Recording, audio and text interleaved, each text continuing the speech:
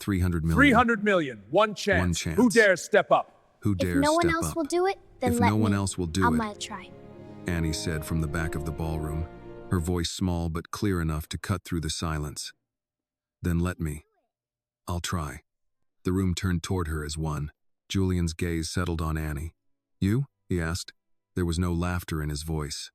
Only disbelief, restrained and sharpened by perfect manners. Annie took a step forward into the light. She did not look around the room for permission. She looked only at the painting. Yes, sir. A murmur moved through the crowd. My lord, a woman in emerald silk whispered. She has nerve, said a silver-haired man beside the fireplace. Nerve? Another guest replied under his breath. If she damages that canvas, there's no telling how this ends. Julian slowly set his bourbon on a passing tray without taking his eyes off Annie. Then he took one measured step toward her. $300 million, he said, each word calm and precise, is not a small number. He let that fact settle between them before continuing. Men have built companies for less. Families have destroyed themselves for less. So before you come any closer, you should understand exactly what is being offered. He turned his head slightly toward the portrait. This is the last painting my wife ever touched. If you complete it as she intended, I keep my word. 300 million is yours. Annie listened, still and attentive. Julian's expression hardened by a degree. But if you cannot complete it if you guess wrong, if you place one careless stroke where it does not belong, if you damage the balance of that face or ruin the work she left behind, then what? A woman near the piano pressed her lips together. Someone in the back muttered, "He's right." Another guest, older and plainly uncomfortable, shifted his cane from one hand to the other and looked as if he wished he were anywhere else. Julian did not raise his voice. That made him more intimidating, not less. If you fail, he said, what exactly do you imagine happens then? Annie finally looked up at him. Her face was young, but there was no foolishness in it. I won't ruin her. Several people exchanged glances. Julian studied her more closely now, as though trying to understand whether this was innocence, arrogance, or something stranger. That is not an answer. Annie glanced once more at the portrait. Then I'll answer plain, sir. If I can't do it, I won't touch what doesn't belong to me. Julian folded his hands behind his back. And you are certain? He asked. Certain enough to stand in front of all these people and say you can do what no one else here has dared to attempt? Yes, sir, Annie said. I can do it. A faint laugh of disbelief escaped from somewhere near the center of the room, but it died quickly. Annie did not even turn toward it. Then, with that same calm steadiness, she asked the question no one had expected to hear from her. If I do, she said, will you keep your promise? A sharper silence followed that than the one before. Several guests blinked. A woman with old pearls lowered her glass. A man who had spent the evening talking loudly about restoration ethics suddenly found the carpet deeply interesting. Julian's jaw tightened. You're asking whether my word is good. I'm asking, Annie said quietly. If you mean what you said. No one breathed too loudly after that. At the far left of the ballroom, Mrs.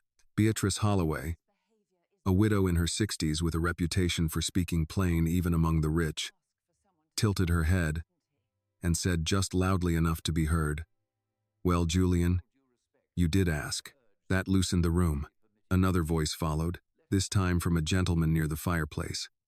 Let the girl try. A woman in navy silk nodded. You made the offer in front of all of us. She's brave enough to step forward, someone added. That alone is more than anyone else has done tonight. And if she truly believes she sees something, said another guest, then perhaps you ought to let her prove it. The comments came carefully, politely, the way wealthy Americans often delivered pressure when they wanted to keep their gloves clean. No one accused Julian directly of backing down. No one had to. The implication hung there on its own. If he refused now, after throwing open the challenge and attaching $300 million to his own public promise, it would not make him look protective. It would make him look afraid. Worse, it would make him look theatrical. Julian knew it. The tightening around his mouth gave him away. He turned his head toward the portrait of Evelyn. For a brief instant, the hard control in his face gave way to something more private grief, perhaps, or memory, or the terrible knowledge that he was about to allow a stranger to stand where no one had stood in 7 years. Then he looked back at Annie. "All right," he said at last. Julian lifted one hand toward the easel. "You asked whether I would keep my word. Yes. If you complete this painting as she intended, I will keep it." His eyes narrowed slightly, "But understand me clearly. You will have one chance. One. If at any point I believe you are guessing, I will stop you myself." Annie nodded. "That's fair." The answer seemed to catch him off guard again. He moved aside. Annie took the brush in her hand Good and stepped heavens, toward what the is she painting. doing? The brush Someone Julian's stop her. staff had laid out for the evening was light in her fingers, finer than the thick school brushes she had used at home. Its wooden handle had been worn smooth by other hands, though not by the one she remembered most. Annie noticed that at once. Evelyn had favored brushes with longer handles when she stood back from a portrait, and shorter ones when she worked I close can't to the believe they're face. letting her use that brush. This one was neither She favorite seems incredibly nor focused, though. mistake. The billionaire simply must see useful. something in her. Julian saw her If that one testing is its too weight. light, we have "If you others need you can another use." one," No, he said. thank you. "Say so." This one will do Annie just shook her fine. head. "This one will do." Marion stood by the service entrance with her hands clasped so tightly the knuckles had gone pale. She had spent years teaching herself how to disappear inside other people's homes. Thomas Reed remained near her child side, is not still trembling. and formal in his dark suit. "She's not trembling," he murmured. Nothing Marion about did not Annie look at him. surprises her once the child decides she knows That surprises something. you? She swallowed. "Nothing about Annie surprises me once she decides she knows something." Thomas gave the slightest nod, as if he understood more than he intended to say. At the front of the room, Annie stopped at the easel. Up close, the portrait no longer seemed like an object displayed for admiration. It seemed private, interrupted, and waiting. Evelyn Whitmore's face floated out of the dark background with that same soft intelligence Annie remembered from upstairs. The eyes were alive, the shoulders elegant, the turn of the head nearly complete. Only the mouth was missing its final truth. Annie lifted the brush a little, then lowered it again. Julian watched every movement. "You said you knew Are what you it quite needs." finished with the portrait? "Yes, sir." I'm And just now, making sure. Annie studied the face. "Now I'm making sure." A few people exchanged glances at that. It was not the answer of a I child think that's rushing quite toward enough a for dare. today, dear. It sounded almost We mustn't professional, keep the guests waiting. though Annie herself would never have chosen Julian, that word. I must Vanessa insist Cole this stepped spectacle has slightly gone on closer, long enough. her expression The child's composed bravery but is edged quite with evident. disapproval. Surely that is "Julian, sufficient." with What respect, happens if your we've suggestion made is enough of a not enough, spectacle Vanessa? tonight. It will be The enough, girl has Julian. shown courage. Let that be enough." Julian did not look away from Annie. At least And if it Julian isn't, will have shown Vanessa generosity folded one arm before lightly across witnesses. her waist. "Then at least you've shown generosity before Generosity witnesses." is far too Beatrice kind a word Holloway, for this spectacle. standing a little What we behind her, witnessed tonight let out is a merely dry the sound that tithe was for your almost a collective laugh. conscience. "Generosity?" This stopped No, being dear. generosity This the moment stopped the being child generosity asked the whether moment the Julian child would asked keep whether his he'd keep his promise. promise. A few faces turned. Beatrice took a step forward into the broader circle If of we are light. to judge the child's Her voice was attempt, not we loud, must first but examine age had our taught her own how to place it intentions. so that people listened. "The girl is the She only is the person in this only room one who has met his who challenge accepted without the hedging, challenge without delaying, protecting or her trying to protect reputation. her reputation first. If she believes she There. sees something in that portrait, What happens I if the suggest we child let her see it ruins the through." painting? Vanessa's smile tightened. "And if she ruins it, If the girl then we'll all ruins learn it, something about honesty," everyone will learn Beatrice something replied. about honesty. Julian's mouth hardened at that, though whether from irritation or reluctant respect, This is completely no one unacceptable. could tell. She is Annie ruining barely the seemed aware of portrait. the She argument. is a She had genius. shifted Leave her her be. attention to the palette We set paid beside good money the for easel. this event. Fresh paints had been laid out in deliberate order. Whites, reds, browns, umbers, a muted blue. The warm Look at tones that needed to bring flesh concentration. back into light. But the colours She are studied them dreadfully carefully, common. not touching I anything expected yet. something The more room saw only a avant-garde from child the looking protégé. at colors. But Annie was measuring temperature, distance, and mood. Too much crimson and the smile would turn theatrical. Too much white, and it would lose the warmth that lived in Evelyn's face. The wrong brown near the mouth would make sorrow settle where affection ought to The be. girl is thinking. "She's thinking," He is. He is Beatrice thinking murmured, too. almost to herself. Julian heard. "So am I."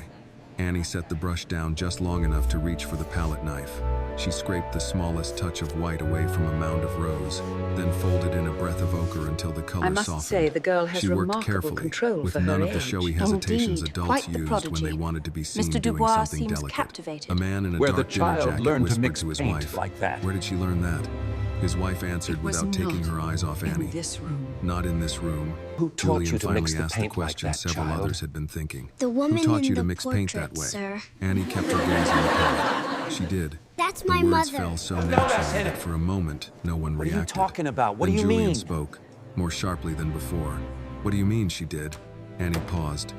He didn't Marion paint that felt her own himself. heartbeat jump. The child turned I slightly. helped him with the hands just yesterday enough for in the Julian kitchen. to hear her plainly. When my mother cleaned upstairs, Whitmore. I sometimes sat Sometimes in the when studio. Mama cleaned And the upstairs, woman in the I portrait sat used in to the talk studio. while working. She used the to woman talk while talked she worked. while painting. Julian's face gave nothing away. But the silence around him changed shape. Not emptier, Tell me, tighter. were you in the You were in her studio more than studio? once? Yes, sir. More than Sir. once? Annie nodded. Julian turned away from Annie then. Not far. promised I wouldn't only do enough this. to look directly at the portrait. I promised When I he would be spoke strong again, for everyone here His tonight. voice had lost some of its public What did the polish. woman in the What portrait did she say? say? She He told asked. me to keep Annie painting looked at the Evelyn's memories, painted face. even the And when she quiet answered, ones. her tone was Some gentle, smiles almost have to protective. wait, She said because some smiles painting have them to too wait. soon She said gives if you them the painted them too wrong soon, feeling. they'd come out wearing the wrong feeling. If this moment touched your heart, please like this video, leave a comment telling us where you are watching from, and subscribe to the channel for more powerful stories. Beatrice drew in a small breath. Thomas Reed lowered his gaze. Vanessa, for the first time that evening, said nothing at all. Julian remained still. Annie lifted the brush again. This time she did not stop. She dipped lightly into the softened color, then stepped the final inch closer to the canvas. Around her, wealth and judgment and old manners seemed to retreat to the edges of the room. Julian Whitmore stood silent beside his own challenge. Marion forgot to breathe. The guests, who had come expecting an evening of money, memory, and careful conversation, now watched a child raise a brush toward the unfinished mouth of a dead woman and begin, at last, to prove whether memory could be trusted in the hands of someone no one had bothered to see. The first touch of the brush was so light that several people in the room were not certain it had happened at all. Annie drew back only a fraction, studying the effect before adding anything else. The color she had mixed did not sit on the portrait like paint. It settled into it, as if it had merely been waiting to be returned to the place from which it had once been taken. A faint warmth appeared near the corner of Evelyn Whitmore's mouth, not enough to form expression, only enough to disturb the stillness that had held the face in suspension for 7 years. No one spoke. Julian Whitmore stood beside the easel with his shoulders set and his eyes fixed on the canvas, but something about his stillness had changed. It was no longer the stillness of a man controlling a room. It was the stillness of someone being taken somewhere against his will and not yet deciding whether to resist. Annie tilted her head. The brush hovered in the air. Then she placed a second stroke, even smaller than the first, softening the lower line of the mouth with a warmth so delicate it could not have been guessed at from technique The alone. second touch, softly. It had to be Look remembered. at her technique. There was no other word for it. A murmur She's almost only rose 5. from the guests Yes, and and died isn't before that it the fully maid formed. standing in the back? At the back of the room, Marion pressed one hand flat against her own ribs as if she could calm her breathing that way. She could not. Every nerve in her body felt as though it had been strung too tight. She had never liked grand houses. Not because they were beautiful, though some of them were, but because beauty in the hands of rich people often came with invisible rules. Touch nothing. Need nothing. Leave no sign you were ever there. She had lived by those rules in Julian Whitmore's home from the day she was first hired to dust shelves and clean hallways and keep her eyes lowered in rooms full of expensive grief. And now Annie was standing under the brightest lights in the place, is breaking every absolutely rule Marion had inappropriate. spent years teaching her to survive. Yet the child did not look like she was breaking anything. Thomas Reed remained beside Marion, hands clasped in front of him, his face unreadable in profile. She is not She's not painting painting over over the it. portrait. He said quietly. Marion The swallowed. child is not painting over No, the portrait. she's finding What it. is she doing? Marion turned to She's look at him finding then, something hidden startled within less it. by the words than by the fact that he had said them aloud. She is Thomas finding kept it. his gaze on Annie. It is She's finding remarkable it, to witness. he repeated.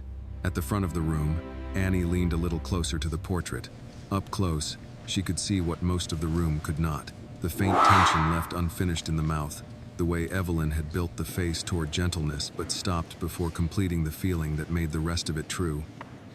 Annie remembered that kind of pause, not only from the canvas, from life. A memory came back to her in a clear, quiet piece. sunlight slanting across the studio upstairs, the scratch of bristles across stretched linen, Marion in the background polishing the glass of a cabinet, Annie on the little stool near the window. The mouth her reveals legs swinging truth above more the than the floor, eyes. while Evelyn stood back from the same portrait now before them all. The older woman had smiled without showing teeth. One hand folded beneath her elbow while the other held a brush by the tip.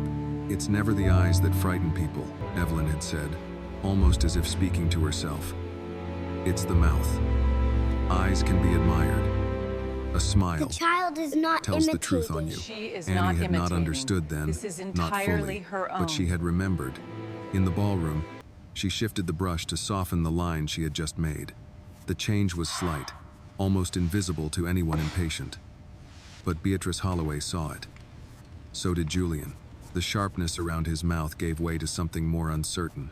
Vanessa Cole, who had been the loudest voice of Tell caution me, what a do you few see minutes in her earlier, eyes? took one reluctant step forward. Is it the memory Her practiced skepticism truth? had not left her, but it had been forced The into painted silence by woman what was was happening not in front of sad her. and not "She's not posing, imitating," Vanessa but said, listening. not quite meaning to speak. Beatrice, standing a She few was feet away, listening answered without To turning. someone she No, loved. Vanessa's eyes stayed on the portrait. "That's what worries me."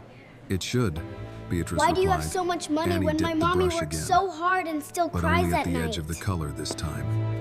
She did not need much more. How could you know such a thing? Too much The paint, painted woman looked and the that mouth way would when become a speaking statement. about him. Evelyn's smile had never been a statement. It had been something Look at quieter, him. the kind of expression that belonged Does to anyone private know who jokes, she is? gentle forgiveness, This and is the quite small grace of inappropriate being for the understood gala. before you had to ask. Julian spoke without looking away from the painting. "What are you It seeing?" is close, The but question not was meant finished. for Annie, but it sounded as if he It were needs asking the it of part that memory shows itself. painted Annie woman answered knew simply. something funny before She everyone wasn't else sad in did. this one. A few guests looked at Julian then, wondering how he would take that. But he did not object. "She wasn't posing either," Annie continued. "She was listening." Julian's brow I tightened. see it now. Listening You to captured what? the Annie exact touched the expression canvas she used to again, make. this time at the upper curve of the mouth. "To someone she loved." The words entered the room and settled there. Marion closed her eyes. It was too much and too precise and somehow still innocent. Annie was not trying to be profound. That was the trouble. Children often stumbled into the truth because they had not yet learned to dress it up in safer words. Julian drew a slow breath through his nose. "And how would you know that?" Annie paused. She did not turn around, because that's how she looked when she talked about you. The silence after that was different from all the others. It was no longer the silence of suspense alone. It was the silence of people realizing they had crossed into something private and could not retreat without admitting they had been eavesdropping on grief. Julian's face changed then, not dramatically, but enough for those nearest him to see the blow land. He looked at the portrait, really looked, as though the child had just opened a door in a wall he had been leaning against for years. In the back row of guests, an older man who had spent most of the evening discussing estate taxes and foundation boards lowered his head and muttered, "Good God." A woman near him whispered, "How would the child know that?" No one answered, because the answer was beginning to reveal itself without words. She knew because she had been present. Small, What is it you need, unnoticed, little one? Tell me. beneath the level of concern in a house where More wealth yellow, trained people to please. overlook service For and the mistake sun. silence for absence. Annie had A little not more belonged light to the from the world of standing lamp, Whitmores, please. but she The had been warm there for reflection pieces can of it. touch the portrait's face children, if it avoids the wet paint. Unlike adults, rarely forgot the moments when kindness had made room for them. Annie stepped back half a pace to judge the face from a little distance. Then she frowned not with fear, but with She thought. sees Julian light noticed like at an once. artist. "What is it?" "It's close," she said. "Close?" She nodded, but not finished. The crowd seemed Could to we lean have the toward light her focused without here, moving. please? Julian's voice was Do you lower think now, she always sees almost what careful. others are late to "What's see?" left?" Annie looked at the She portrait for a sees long things before second others before even know there answering. is something there. The part that says she knew something funny before anybody else did. And for the first time that evening, Julian Whitmore made a sound that did not belong to The control. first part was, it was for not the laughter. room. Exactly. This color is More for the the memory of it. painting itself. Startled out of him before he could stop it. It is for him. His eyes remained on Evelyn's painted face. "She did do that," he said quietly. Beatrice heard him. So did Marion. The room, sensing something had shifted but not yet daring to name it, held perfectly still. Annie changed brushes. This one was smile thinner, cannot know too softer, much or better too suited to little. the last It delicate must be turn at caught the edge in of the middle. expression. where love lives. She rolled the handle lightly between her fingers, then bent toward the canvas once more. Every movement now seemed to gather the room tighter around her. The chandeliers hummed faintly overhead. Ice settled in forgotten glasses. Somewhere far back in the house, a service door opened and closed, distant as another world. What do you see? Then Annie placed That a new expression, stroke, barely more than it's how breath, she looked and when she suddenly knew the I was portrait lying altered. about small Not things. fully, not yet, but enough. So many skipped Evelyn's lunches, face no longer so many looked unread unfinished. articles. It looked as though The it had just anniversaries begun to always came remember too itself. soon after you A left. sound escaped The someone near painted the woman piano. thought you were A quick funny. inhale that bordered Not on in a the way gasp. people laugh Vanessa at, took one involuntary but in the step way they nearer, keep. all skepticism abandoned in the face of what she could plainly see. Thomas Reed child straightened. may be Marion right. felt tears rise before she could stop them and hated herself for I crying concede in the that point. house, in She front is of those absolutely people, in front of correct. Julian Whitmore of all It men. seems my memory was But holding she me could back not from help seeing it, the truth. because for the first time since Annie had stepped forward, Marion understood that her daughter was no longer merely surviving the room. She was changing it, and Julian knew it too. He did not speak. He did not move to stop her. He only stood beside the easel like a man hearing. Beneath all the polished sounds of his own life, the echo of a voice he had thought was lost to him forever. No one in the ballroom seemed willing to claim the next sound. It came anyway, not from the quartet, which still stood silent in the corner with lowered bows, not from the waitstaff, who had withdrawn so fully into the edges of the house that they might have been mistaken for shadows. It came from the guests themselves, though not as speech at first. It was only a shifting of breath, a small movement of disbelief passing through a room that had begun the evening expecting money, spectacle, and polite conversation, and had instead found itself standing inside another family's unfinished grief. Annie did not look at any of them. She remained before the portrait with the thin brush in her hand, studying Evelyn Whitmore's mouth as if listening for something just beyond hearing. The changes she had made were still delicate enough that no untrained eye could have named them one by one. Yet together they had already altered the woman on the canvas. The face no longer seemed caught between stillness and silence. It seemed to be arriving. Julian Whitmore understood that before anyone else dared to say it. He stood half a step to Annie's right, his expression held under control by habit alone. From the back of the ballroom, he still looked like what the city believed him to be. Wealthy, polished, unbreakable. Up close, however, the truth had begun to show in smaller places. The set of his jaw had loosened. What? His left thumb had come to rest What is against it the you side need? of his hand, pressing there What do you once, need? then again, as though anchoring himself against a current no What one do you else in need? the room could feel. "What do you need?" he asked. It Right. was the second time that evening he had asked A her little that. more lively. A little more But the light, question please. had changed. Just right there. The first time, it had sounded like formality. Stop, please. Now it sounded like a man forcing I himself said to no. stand in the same room as Hope. Annie lowered the brush and glanced at the If we palette. move the lamp just A little slightly, more light. the reflection Julian in the looked gilt immediately mirror will toward the cast the museum light lamps above directly the onto easel. the portrait. Thomas Reed was already moving. If the far lamp is "I'll turned adjust them, slightly, sir." it will "No," not hit the Annie said fresh paint softly. directly, but Thomas will fall stopped. only on the She painted pointed, face. not at the portrait, The but lighting at the on far the side of portrait the needs room, adjustment. where one of the See to tall it. standing lamps cast a warm reflection across a gilt mirror. That one, if it's turned a little, it won't hit the paint, just the face. There was a brief pause, the kind adults often give children before deciding whether to take The their light is request better. seriously. Julian spared only the smallest glance in Thomas Reed's direction. "Do it." Thomas crossed the room at once. He adjusted the lamp by inches, careful not to disturb the guests nearest it. The change was subtle, but immediate. A softer I gold require the came main across the right spotlight side of the focused directly portrait, onto the warming canvas, Evelyn's please. cheek and revealing a gentleness More in the light. unfinished mouth that had been harder to see before. Annie nodded. "That's better." A woman near the piano let out a slow breath. She sees light like an artist. Vanessa Cole, who had spent most of the evening guarding her authority with refined skepticism, did not answer. Her eyes remained fixed on Annie's face, and whatever May she I had intended ask, to say has the had been girl replaced by always been caution. able to see what At the others back, noticed too Marion late? Carter pressed her Yes, fingers ma'am, against the since she base was of her very throat. little. She had seen Annie notice details Child before. usually sees truth The wrong before color anyone thread else on a even church knows coat. there is something to A see. cracked cereal bowl turned so the chip wouldn't show. The way rainwater gathered first near the broken curb outside their apartment building. But this was different. This was not the private sharpness of a child seeing what others missed in ordinary life. This was a room full of powerful people, learning, one by one, that the child they had not noticed was capable of changing the mood of the evening by asking for light. Mrs. Beatrice Holloway glanced at Marion without Tell me, turning her head child, fully. why Did change she the always color do that? only a Do little? what?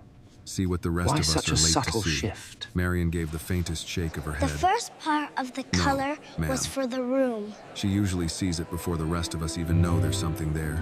Beatrice's mouth What is the softened, second part of the not color quite for? into a smile. It is for you. I thought so. At the easel, Annie remixed the paint only slightly this time. She added almost nothing. The just words the thinnest veil ripple of across warmth the into the ballroom tone like she had already invisible created. water, leaving a Her collector near hand the was fireplace steady, startled. not rigid, It's very not theatrical, shiny. but steady in the way of someone whose attention had narrowed until fear no My longer mom fit worked inside hard it. to make it look like Julian this. watched the movement closely. You're changing the color, only a little. Why? Because the first part was for the room, Annie said. Several guests lifted their heads at that. Julian's eyes sharpened. And the second? Annie did not seem to realize she had said anything unusual. That part is for you. The words passed through the ballroom like a hand through water, disturbing everything without leaving a mark anyone could point to. A smile A collector painted near too the soon fireplace becomes looked openly smug. startled. Too One of the late older becomes men by the sad. bar frowned And as love though lives unsure in the whether middle. He had heard correctly. Marion shut her eyes for a moment, not in fear this time, but because Annie had done what children did when truth felt simple to them. She had spoken it plainly into a room full of people who preferred things filtered. Julian said nothing. He did not need to. Something in his face had already given way. Annie stepped close enough now that the toe of her shoe nearly touched the base of the easel. The portrait of Evelyn stood before her in silence, elegant I want to and thank you all incomplete, for carrying all the being tenderness here. and all the restraint of the She woman was. who had painted it. Annie can't. remembered the upstairs studio What more do you clearly with see? each passing second. The painted woman The used to window make that half-cracked expression in when she spring. knew I was lying. The old stool by the wall, The little the fibs clean were the rags sweetest. folded in a basket, Skipped lunches, the way the Evelyn articles would she pause swore while she working read. and look not Even at the that one painting, anniversary but she through claimed it, I as forgot. though searching for the feeling The beneath painted the woman shape. thought the widower Another was memory funny. rose. Not in Evelyn a way laughing people softly laugh one at, but afternoon in a when Annie way had they asked why she keep. kept wiping away the same small line at the corner of the mouth. Because, she had said, if a smile knows too much too soon, it turns smug. And if it knows too little, I have to it admit, turns sad. the child may be right. You have to catch it right in the The middle, technique where love is lives. flawless. Annie had never forgotten that. Now, before It is the entire true. ballroom, she I brought know the you are brush right. to the portrait again. I know you This are stroke right. was not placed at the mouth itself, but just above it, where the faintest lift in the cheek would make the smile possible without announcing it too loudly. She feathered the warmth into the skin, then drew the brush away and waited. Someone gasped, not loudly, not rudely, but with the involuntary wonder of a person seeing a locked thing begin to open. Evelyn's face changed again, not into joy, not into charm, into recognition. Julian took one step closer before he seemed to realize he had moved. That, he said, and stopped. His voice had failed him. The room felt that failure more deeply than any speech. Men like Julian Whitmore were not expected to lose command of themselves in public. They were expected to donate, to negotiate, to bury, to endure. But now the child at the easel had done something that 7 years of money and caution and curators had not done. She had brought him to the edge of speech and left him there. "What is it?" Annie asked, turning just enough to look at him. For a second, he seemed almost not to hear her. Then he answered in a voice lower than before. "She used to do that when she knew I was lying." The confession was so unexpected that several heads turned sharply toward him. Julian did not appear to notice. His eyes were still on the portrait. "Not about anything serious," he said, as if compelled now by the sight before him. "Mostly little things. Whether I'd skipped lunch, whether I'd already read the article she sent me, and said I hadn't, whether I remembered an anniversary before the flowers arrived." A faint sound escaped Beatrice Holloway, somewhere between sympathy and memory. The older guests understood that tone. It was the sound grief made when it had become old enough to sit at the table with company. Annie listened, then looked back at the portrait. "She thought you were funny," she said. That drew the barest hint of astonishment from him. "Funny? Yes, sir. Not the kind people laugh at, the kind they keep." Julian's lips parted, then closed again. No one interrupted. The great room of Whitmore Hall had been built for display. Every surface reflected money, taste, inheritance, and discipline. Yet none of that seemed to matter now. The crystal, the orchids, the old paintings on the walls, the imported rugs beneath patent leather shoes, all of it had receded before the strange and impossible intimacy unfolding between a widower, a portrait, and a child who had once sat unnoticed in an upstairs studio. Vanessa Cole finally The stepped mouth nearer, can hide not so enough to much, intrude, yet only enough to reveal see better. everything if you only Julian, learn how to look. she said quietly. I believe she may be right. He did not take his eyes off Evelyn's face. I know. The admission landed heavily. It was one thing for the guests to suspect the child had talent. It was another to hear Julian Whitmore, in his own house and under the scrutiny of his peers, concede that what they were witnessing had crossed beyond daring and into truth. Annie cleaned the brush on the cloth with careful little turns of her fingers. Then she selected another, even smaller, as though every movement now required its own instrument. She did not appear overwhelmed. If anything, the stillness of the room had made her more certain. She had stopped painting against resistance. Now she was painting into listening. Behind her, Marion felt the fear changing shape inside her. It was still there, but it no longer ruled the moment. In its place came something more dangerous, because it asked more of a person than fear ever did. Hope. Hope was what made poor women pray over test results, court dates, rent envelopes, and bus schedules. Hope was what made them believe that once, just once, the room might turn and see their child before the world taught itself not to. Marion had spent too many years mistrusting hope to welcome it easily, yet she could not deny what was happening in front of her. Annie lifted the finer brush. The guests leaned in without meaning to. Julian stood completely still, and in the hush that followed, with the warm lamp now falling exactly where Annie had asked for it, she raised her hand toward the unfinished smile once more, ready to bring the portrait closer to the truth. No one in that house had been brave enough to touch until tonight. Annie did not touch the canvas right away. The smallest brush rested between her fingers while the room held itself in suspension around her. It was no longer the kind of silence that came from shock alone. It had become a listening silence, the kind that settles over a church just before the last prayer, or over a hospital room when a doctor steps back and the family understands that whatever comes next will matter more than anything said before it. Julian Whitmore stood close enough now to see the faint sheen of fresh paint drying where Annie had already worked. He could smell the oil and mineral spirits rising from the palette, and beneath that, something older in his memory began to stir the quiet scent of Evelyn's studio upstairs, where sun warmed the wood floors in the afternoon and every window seemed to collect a softer kind of light than the rest of the house. He had not gone into that room much after she died. At first, he had told himself he was preserving it. Later, he understood that what he had really preserved was distance. There are forms of grief that become easier to live with once they have been arranged behind a closed door. Annie leaned in slightly, studying the portrait with the patience of someone too focused to feel the crowd pressing at her back. She looked not at the mouth itself this time, but at the line beside it, where expression met memory. Then, with the tip of the brush, she placed a stroke so fine that several guests could not see it until she stepped away. The effect was immediate. Evelyn's face did not brighten. It deepened. A faint, private intelligence entered the portrait, the kind that belongs to a woman who has heard It something wasn't like before that a everyone moment else ago. at the table and chosen not to say it What is yet. that expression? It was no It's longer merely a beautiful extraordinary. face paused before a smile. It had become a face on the verge of one particular smile, one that belonged to a real moment, a real marriage, a real life. Julian drew in a breath. He had seen that expression across breakfast tables and charity dinners, in the front pew at funerals and in the passenger seat on long drives to Galveston when she had taken off her shoes and tucked one leg under herself like a girl instead of a society wife. He had seen it in the kitchen at midnight when she caught him stealing pie from the refrigerator and refused to call him out, choosing instead to look at him in a way that let him know he had already been found out. That's That was the trouble impossible. with what How Annie could a was doing. child She remember was not that? inventing. She was remembering correctly. A man near the bar spoke That's her. before he meant to. That's her. No one answered him, because the statement was no longer in dispute. Vanessa Cole, who had spent the better part of the evening guarding the border between expertise and intrusion, stepped another half pace closer to the easel. Her face had lost all traces of social ease. She looked like a woman being forced to revise her opinion in public and not enjoying the The emotional experience. center of the She's portrait changed the has emotional changed. center, Vanessa murmured. The child did not Beatrice change it, Holloway but glanced found at it. her. No, she said. She found it. Vanessa did not argue. Annie cleaned the brush with small, careful turns.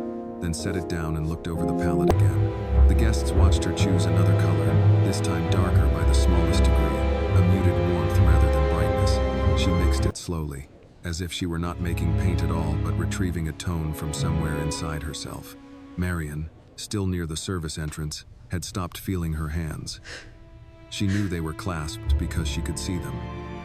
But fear and hope had together turned her Perhaps body you should into sit. something strange. No. She was aware of the polished tray table beside her, the floral arrangement in the alcove, the soft gold wallpaper, the low murmur of the HVAC through the vents. Yet all of it felt far away. Only Annie remained sharp. So tell me, what Thomas exactly Reed are you noticed doing the now tremor with this beginning piece? in her shoulders. I am dismantling the myth Would you like of to sit down? meritocracy, starting No, with your Marion legacy. said at once. He I'm nodded. fixing the I didn't part think that so. is too There was something polite. almost kind in the way he said it. And that frightened her more than indifference would have. Kindness made a person Evelyn's feel smile things she looks might like not it be is able for to control. guests, At the not front of the the one room, she saved. Julian spoke without taking his eyes off the portrait. This What are you doing smile now? was for Annie somebody. looked at the face. I'm fixing the part that's too polite. A few brows lifted. Was the smile Someone for near the me? piano almost smiled. It was. Julian's attention It sharpened. was. Too polite? Yes, sir. Annie tilted her head, considering the portrait from one side and then the other. It looks like she's smiling for people. But that's not the one she saved. The words traveled through the room like a quiet wind. Julian turned toward her fully. Saved? She had different smiles. Annie Evelyn said. giving Julian a nice that one for same guests. look at the a opera tired one when she kept when he working too applauded long. too early. A quiet one when she liked the light in the room, but not this one. Evelyn Annie pointed always gently with the hated when handle I of the brush applauded toward too the early. unfinished mouth. This one was for somebody. There were moments when even the wealthy The forgot how to portrait perform. This still was one of knows them. too much. The room's manners remained intact, but only because everyone The inside it had portrait been holds stunned too much past the point of sadness. interruption. Because Evelyn Julian's voice missed dropped. Julian, but was not For sad me, every time she Annie looked did at not him. answer immediately. The She glanced up painting at is him, nice, but it's and in not that really glance her. there was no boldness, The real Evelyn only was simple messy. honesty. Yes, sir. They forgot the fun parts. Marion closed her eyes for the briefest second. Lord, help us, she thought, not because Annie had lied, but because she had not. Julian I have said seen nothing Evelyn after more that. clearly He than did most not of need them to. tonight. His silence had begun to mean more than other I people's only speeches. remember what Annie Evelyn stepped said. closer again and lifted the brush. Evelyn taught that This next people stroke paint went not at the grief corner of the wrong mouth, when but they just are beneath afraid it, of where joy. warmth needed weight. The change was almost nothing. You have and a almost good everything. eye for color, The sweet portrait girl. drew inward, as if Evelyn were scraps now will make holding back something the beginning beautiful of one laughter day. rather than merely offering a graceful expression to the room. A She woman near said the Mama did fireplace good pressed her work. fingertips to her lips. I knew that look, she whispered to no one in particular. At the opera once, she looked at him that way when he applauded too early. A low, uneasy chuckle moved through 2 or 3 people nearby, then faded. Not because the remark was unwelcome, but because it was true enough to hurt. Julian's eyes did not leave the painting. She hated when I did that. The confession slipped out of him so naturally that a few guests turned again. This time, no one appeared shocked. The evening had slowly stripped him of the distance that usually kept such remarks private. Annie considered the mouth, then stepped back 1 full pace, the brush hanging loose at her side. She frowned slightly. Beatrice noticed. What is it now? Annie did not look at her. It still knows too much. Vanessa, Evelyn is against her own almost will, back. leaned in. Too much what? What do you Too mean, much child? sadness, Annie said. She missed him. But she wasn't sad every time she looked at him. The room grew even quieter, if that were possible. Julian's face tightened, not in anger, but under the pressure of recognition. He knew what Annie meant before the others did. After Evelyn's illness, people had begun to remember only the noble parts of her, the brave parts, the parts suitable for speeches and framed photographs. But before all that, she had been mischievous, warm, occasionally painting will impatient, know sharp when necessary, when alive in ways details grief are often erased wrong. from the dead. Annie reached for a clean cloth and wiped the brush herself, though a waiter half started forward as if to assist. Thomas Reed stopped the man with a nearly invisible movement of 2 fingers. No one should touch this moment now unless Annie asked. Julian noticed that too. He noticed everything now. Evelyn You've used seen to her make more that clearly look than when most she of was us about to tonight, laugh at he him, but said. had not Annie shook decided her whether head. to be kind. No, sir. I just remember what Evelyn she said. usually was What did she kind. say? The child's And fingers what- tightened around the brush handle. That people paint grief wrong when they're afraid of joy. The How long sentence has she landed with remembered all such this? force that even She Beatrice remembered it seemed from the day briefly she unable heard to it. respond. Marion felt tears rise again and this time did not bother fighting them. She remembered the afternoon. Evelyn had been cleaning a brush at the sink in the upstairs studio, speaking almost absently while Did looking Annie out the window always over the remember back garden. Evelyn? Marion had been She folding linens remembers by things the door. people say when they mean them. Annie had been on the stool sorting rag ends by color because she liked to help. Evelyn had said the words so softly, Marion had almost thought she'd imagined them. Now her daughter Look at had the brought them back into detail. the center of the grandest room in the house. She looks so Julian's hand vulnerable. moved as It's if to reach beautiful. toward the portrait, then stopped in midair. He let it fall. Around them, the guests no longer looked like people it's attending truly a soiree. They looked Evelyn. like witnesses. The eyes. Their drinks had They gone look warm in their finished, hands. but they don't Their remember small the conversations garden. had long since died. Even the women most skilled at social One poise thing now is stood wrong with with the faces portrait. unguarded, What do you mean, drawn into a child? scene Explain they had not yourself expected to immediately. earn. The Annie signature selected is the thinner smudged brush right again. here. She studied the The face for problem a is final not quiet Julian, beat, then but touched the that tip everyone into the has been softened looking paint at Evelyn and lifted as her if she hand is toward Evelyn's gone. mouth once more. This time What there was no people should be hesitation seeing. in her. She had listened long enough. She knew where the truth belonged. And as the room leaned into the hush around her, Annie Everyone brought the should brush see that forward Evelyn to still knew correct how the to come sadness home. that did not belong there, ready to return to Evelyn Whitmore the smile she had once saved only for the man now standing breathless beside the easel. When Annie placed the next stroke, the room did not react at once. For the space of a heartbeat, nothing seemed to happen. The portrait remained still beneath the lamps, Evelyn Whitmore's face held in that same suspended grace it had carried all evening. Then the change appeared not in the mouth alone, but in the whole expression around it. The sadness Annie had named a moment earlier did not vanish. It softened. It yielded. What remained was not a woman untouched by sorrow, but a woman who had loved deeply enough to carry joy and Look grief closely in the at the same colors. breath. A murmur moved through the crowd, slow and involuntary. Not applause, My word, the not face is speech. moving. Something closer to astonishment passing from one body to another. Julian Whitmore did not make a sound. He stood so still that the guests nearest him seemed afraid to shift their footing. Annie, meanwhile, had already stepped back half a pace to judge what she had done. She narrowed her eyes slightly, studying the portrait not as a child pleased with herself, but as someone measuring whether the truth had settled There. fully into place. It had not. What do Not you yet. mean? There, she said softly, more to the painting than to anyone else. Julian found his voice first. The painted woman is There, almost what? back. Annie lifted the brush again, but did not touch the canvas. She's almost back. The sentence struck the room with a force out of all proportion to its quietness. Vanessa Cole, who had spent years in museum circles training her face never to reveal too much, lowered her gaze for a moment, as if something private in the child's words had caught her unprepared. Beatrice Holloway did not move at all. Her eyes stayed on the portrait with the grave attention of someone old enough to understand the terrible difference between likeness and presence. Marion felt the edge of a serving table against the back of her hand and realized she had drifted closer without knowing it. Thomas Reed noticed too, but said nothing. He had the look of a man who understood that some moments could no longer be managed by staff, schedule, or protocol. They could only be witnessed. Annie bent her head toward the portrait once more. She had not forgotten the room exactly, but it no longer had any authority over her. The guests, the chandeliers, the old money stitched into every inch of the estate, none of it mattered beside the face before her. Evelyn's smile was no longer hidden. It was emerging. Why do you spend so but the long portrait correcting still tiny lacked the last details touch no of one else will ever recognition. notice? The small But secret held between love I and notice. memory that made an expression belong to one person and no other. She changed brushes again. This one was finer than the last, thin enough for a line most people would never notice by itself, only by the way it altered everything around it. Annie rolled it lightly between her fingers, then reached for the palette. She did not take fresh paint right away. Instead, she softened what remained from the previous mixture, drawing warmth into restraint, restraint into light. Julian watched her hands.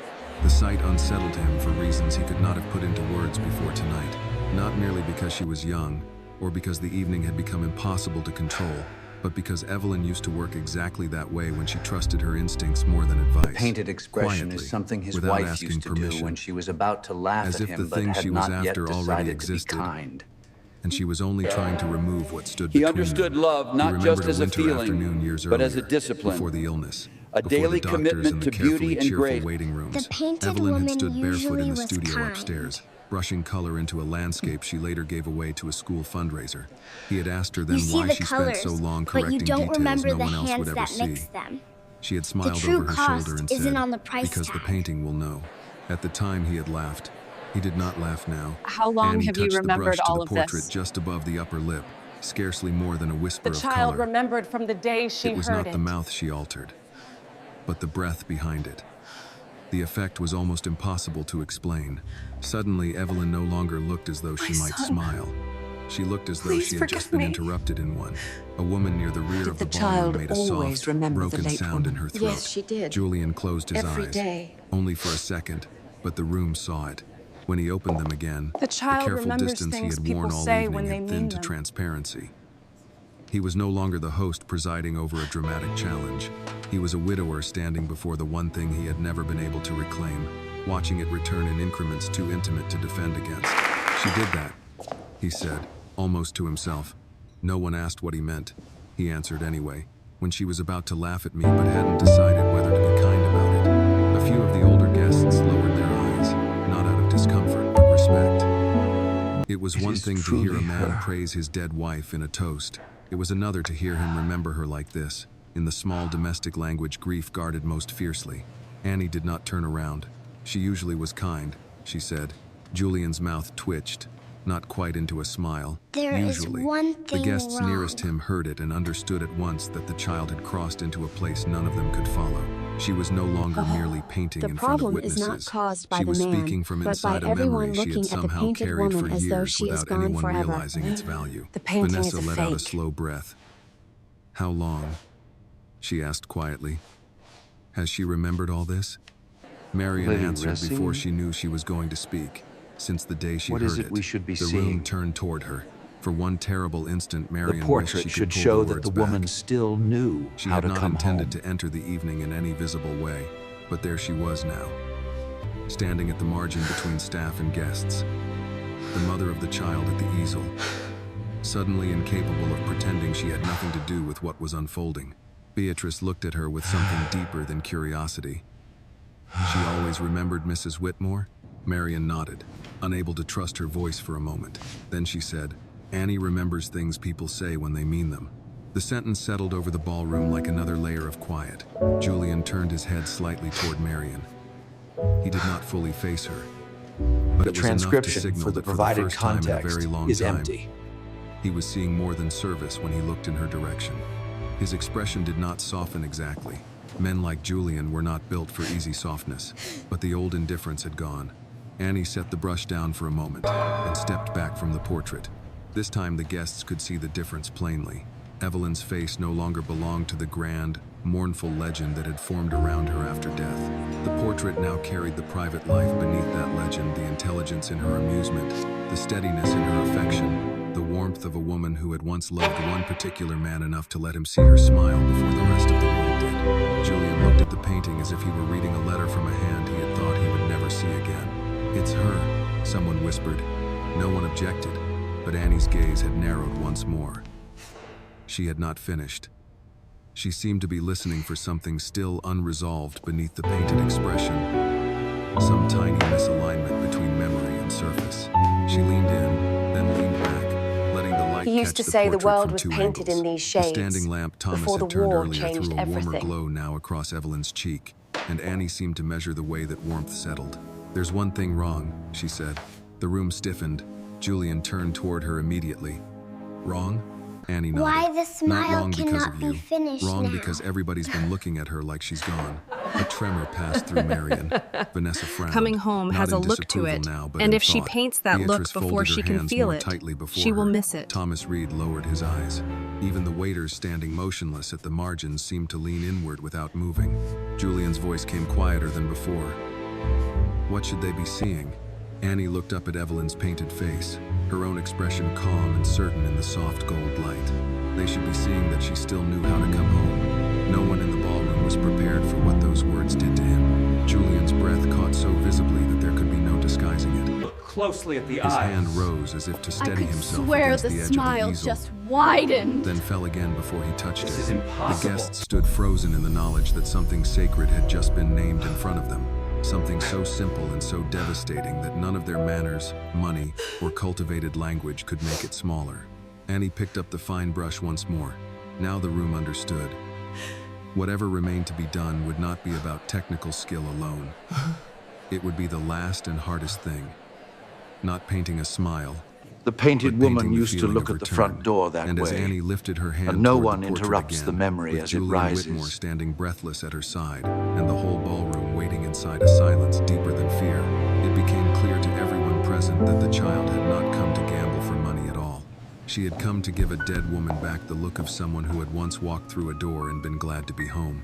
Annie stood very still after saying it. They should be seeing that she still knew how to come home.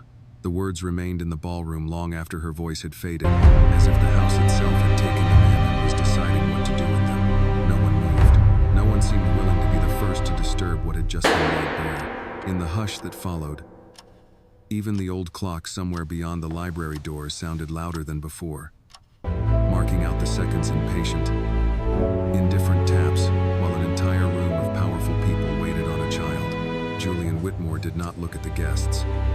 He did not look at Marion. He did not look at the women in silk, or the men with folded hands and polished shoes and old opinions about art. He looked only at the portrait of his wife, and for the first time that evening, he looked like a man standing inside memory instead of in front of it. Annie could feel the room watching him, but that no longer mattered. She had moved past the place where fear made decisions for her. All that remained now was the painting and the truth hidden inside it. The brush in her hand felt lighter than before, almost weightless, and yet she understood that what she was about to do required more care than anything she had touched so far. It was not enough to restore warmth to Evelyn's mouth. It was not even enough to return the private curve of a smile. The portrait still needed the smallest thing, the hardest thing, the feeling that the woman inside it was not drifting away from the world, but turning gently back toward it. Annie stepped closer to the easel. The standing lamp Thomas Reed had turned earlier still cast its softened gold across the right side of Evelyn's face. Under that warmer light, the newly altered expression had begun to gather life. The mouth now held affection, wit, and the restrained beginning of laughter. But Annie was right. It still carried the distance people put onto the dead when they were too afraid to remember them as living. Too much reverence could flatten a person. Too much grief could make them remote. Evelyn had never felt remote to Annie. She remembered the studio upstairs in fragments so vivid they seemed to float before her now. The pale curtains lifting whenever the window was cracked, the old wooden stool under her legs, the glass jars lined up along the sill, one with cloudy water for cleaning brushes, and one with cut flowers that Marion changed every few days. She remembered Evelyn working in soft sweaters, sometimes with her sleeves pushed up, sometimes barefoot in warmer weather, always talking more than she probably realized, not to fill the room, but because painting had a way of loosening her Sometimes the thoughts. painting One tells you what it afternoon, needs next. Annie had been sitting near You the just have to cabinet where the listen extra closely to the canvases were colors stacked. as they emerge. Marion was on a ladder dusting the crown molding, and Evelyn had stepped back from the portrait, squinting at the mouth. Annie, small and serious, had asked, "Why don't you finish the smile now?" Evelyn had laughed softly.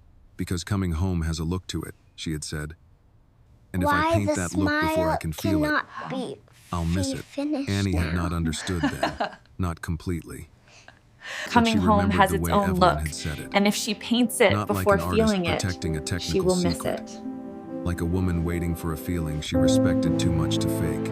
Now, in the ballroom, Annie dipped the brush into the faintest trace of color and lifted it toward the portrait. Julian drew a slow breath, though he did not seem aware of doing it. The brush touched the canvas near the lower cheek, almost beyond where any guest could have expected.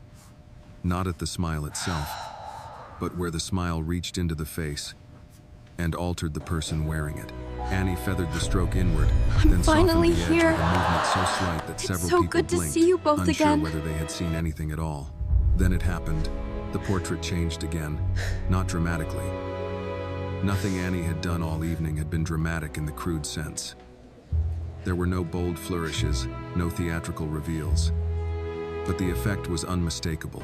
Evelyn no longer looked like a beautiful memory framed for admiration.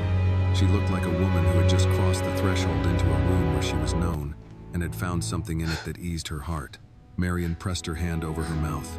Beatrice Holloway's eyes closed briefly, then opened again with a sheen in them she did not bother to hide. Vanessa Cole stood utterly motionless, her usual reserve dismantled piece by piece. She used by to look the at the evidence front in door of that her. way. One of the men near Every the fireplace, single time she left, the man she'd who had turn spent back the and first look half right of at the the... evening talking about endowments and market trends, lowered his head as if in church. Julian made a sound then, very low, almost swallowed before it could fully escape him. Annie glanced at him, but only for a moment. He did not seem embarrassed by the sound. He seemed unable to account for it. His gaze remained fixed on Evelyn's face, and in that gaze was the unmistakable shock of recognition, not the recognition of a collector seeing value preserved, but What of a husband remains? meeting a familiar expression he had thought time had stolen beyond The woman recall. was happy you He came used to back, look at but the did front not door want that it to way, look too he easy. said. No one interrupted. Eminence. Julian took another Nothing breath and should be continued, too his easy voice after roughened now someone by memory. has made you When I came wait. home late, even if she was angry, even if I'd missed supper or forgotten to call, she'd hear the door and... He stopped. His throat worked once. There it is. The room seemed to billionaire lean loved closer to his the wife portrait very without much. moving. Annie studied Evelyn's He face from a forgot slight he was angle, allowed to show then it. stepped back. The mouth was almost complete now, and with it the whole expression had settled into something unmistakably human. It was no longer merely lovely. It was inhabited, yet Annie did not lower the brush. There was still one thread left untied, one last quiet between what the smile suggested and what it declared.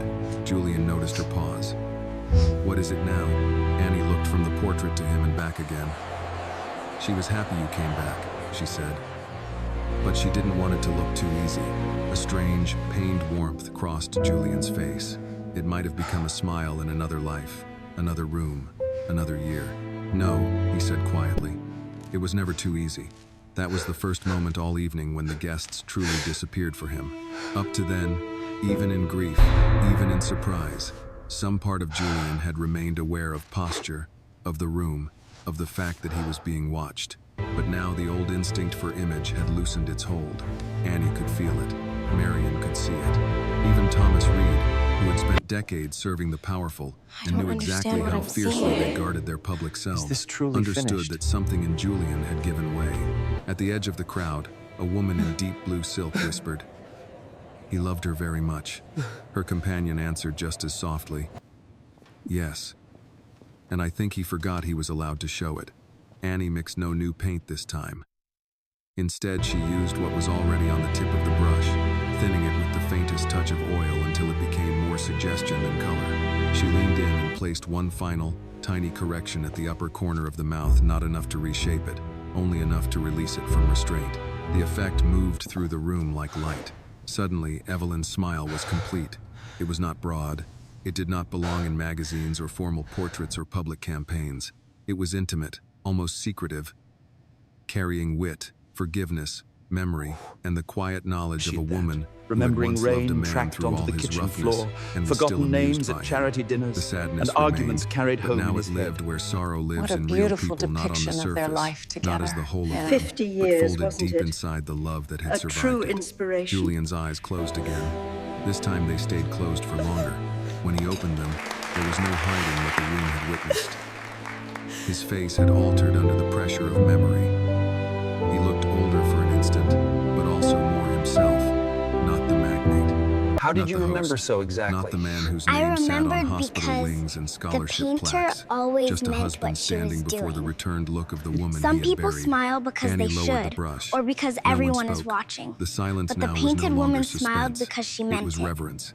In that great polished ballroom, beneath chandeliers and old I portraits and told him we generations of painted it practiced too. distance, the truth had been painted back into the face of a dead woman by I a painted child her no smile one had like thought that belonged in because the it's room. how she looks And though Annie could when feel she the talks shift around about her, you. could feel the guests trying to understand what they had just been given, she knew before any of them said a word that the painting was not finished because the room approved of it. It was finished because Evelyn had come all the way home at last, and Julian Whitmore, standing beside the easel with his breath unsteady and his pride forgotten, had seen her. For several seconds after Annie lowered the brush, no one in the ballroom seemed to remember how an evening like this was supposed to proceed. There should have been something familiar to reach for. A murmur of approval, perhaps. A measured compliment from a patron of the arts, the discreet clink of crystal as people reclaimed their glasses and their composure, but none of those things came. The great room of Whitmore Hall remained suspended in a silence so complete that even the soft hum of the air vents felt intrusive. Julian Whitmore was the first to move, not far, only a step. But in that room, after everything that had just happened, one step from him felt as significant as a confession. He approached the easel slowly, as though he were afraid that haste might disturb the expression now living on Evelyn's face. His eyes did not leave the portrait, not once. Annie stood where she was, the brush still resting lightly in her fingers. She did not seem eager for praise. She did not look around to measure what the room thought of her. If anything, she looked tired in the quiet way children sometimes did after pouring all their attention into something too large for their years. Yet there was a steadiness in her still, a calm that made her appear less like a child who had done something daring, and more like a witness who had finally said what she came to say. Julian stopped inches from the painting. His breath was visible now in the rise and fall of his chest. The guests saw it. Marion saw it. Thomas Reed, who had spent the better part of 2 decades observing rich men work very hard not to show weakness in public, saw it most clearly of all. Evelyn did that. Julian lifted one hand toward the canvas and stopped just short of touching it. Not because the paint Remembering was still rainy fresh, evenings though it when he was, tracked because water onto the contact would have kitchen made the floor, moment too real too and Evelyn quickly. responded She with did familiar that, affection. he said. His voice was She knew low, me before I spoke. roughened by memory. When I forgot No one names at asked him to charity dinners explain. or came home He spoke already anyway. arguing in my head, Not she to saw the room private exactly, habits. but not entirely to himself either. When I came in from the back terrace and tracked rain onto the kitchen floor, his eyes remained fixed on Evelyn's mouth. When I forgot names at charity dinners and tried to recover too late. When I came home from meetings already arguing with somebody in my head and she knew it before I'd said a word. A faint, broken warmth passed through the guests. More than one older face in the room softened at that. They recognized the shape of such remembering. Not public love, not polished grief, married love. The kind built from habits, irritations, private jokes, and the 1,000 unnoticed recognitions that outlasted the grand declarations. Beatrice Holloway lowered her gaze for a moment, did you restore as though the the memory smile belonged to so him and ought not be exactly? looked at too directly. Vanessa Cole, whose skepticism had long since dissolved, folded her hands in front of her and stared at the portrait with the I unsettled cannot reverence of a accept that woman a simple watching memory expertise holds this fail much before truth. something more intimate. Tell me, Marion could what is no the longer deepest tell whether source her of this trembling feeling? came from fear or relief. Probably both. She had spent the entire evening expecting the room to turn on Annie to laugh, to intervene. This isn't to yours, punish. Mr. Whitmore. Instead, it had You fallen didn't make it silent right, so and you then can't just softer. take it. As if every person in it had been forced into a better version of themselves by the sight of her daughter telling the truth with a paintbrush. Julian turned his head at last. He looked at Annie fully. It was the first time that evening his Some gaze had people rested on her smile without challenging because it, they should. without disbelief, without that cold reflexive distance. Some smiles Wealth often taught. exist What because replaced it was harder to name. everyone is Astonishment, watching. certainly. Gratitude, Evelyn used though to perhaps paint he had with me not yet accepted sometimes. that word. She and said beneath the both, colors should be something close brave. to shame. How? I miss her he very asked. much. The room held still Evelyn again. never smiled Annie, by who had been accident. studying Evelyn's completed smile as if making sure it would remain once she stepped away, finally looked up. I remembered. Julian did not seem satisfied, or perhaps not yet able to be. No, he said quietly. I know that part. But how did you remember her so exactly? Annie glanced toward Marion. It was not a plea for rescue, more the instinctive glance There's of an a child elephant checking in this whether room, the truth still belonged and to it's the high adults once it time entered we the room. addressed it. Marion did not move. She could not. The child So has given Annie the answered widower for back herself, his wife, because she and always no meant what one she in the was doing. ballroom The contradicts him. sentence settled into the silence with the clean force of something undeniable. This Julian is not frowned restoration, slightly, Beatrice. not because It's he something disagreed, else but because the entirely. simplicity of it struck deeper than he expected. It is recognition. What do you mean? Annie Heart lowered the brush and looked wanders back at the portrait. my tools. Some people smile because they should. Some smile because everybody's watching. Years of polished Mrs. descriptions Whitmore, never made Evelyn she feel paused, alive the way Annie Searching just for did. words large enough to hold what she knew. She never smiled Luminous, by accident. generous, That was what visionary, undid him, and tasteful. not visibly at All first. true but painfully He did not break. incomplete. The room did not understands stagger. that respectable did words not never make a restored scene. intimacy, Men While a like small Julian child had has spent brought entire Evelyn back lifetimes in learning less how to than an survive hour. without surrendering themselves to a room. But the What an truth reached him all the same. extraordinary It piece. showed in the way his Yes, jaw but look at loosened, Julian. in the way his shoulders he all stopped right? pretending they carried nothing, in the way he looked at Evelyn's painted face as if he had been offered not a restoration but a return. From the back, one of the older men, retired military, white-haired, broad through the chest, cleared his throat and said quietly to no one in particular, "That little girl just gave him back his wife." We stand No here one tonight contradicted because we him. all knew Vanessa turned to Evelyn. Beatrice.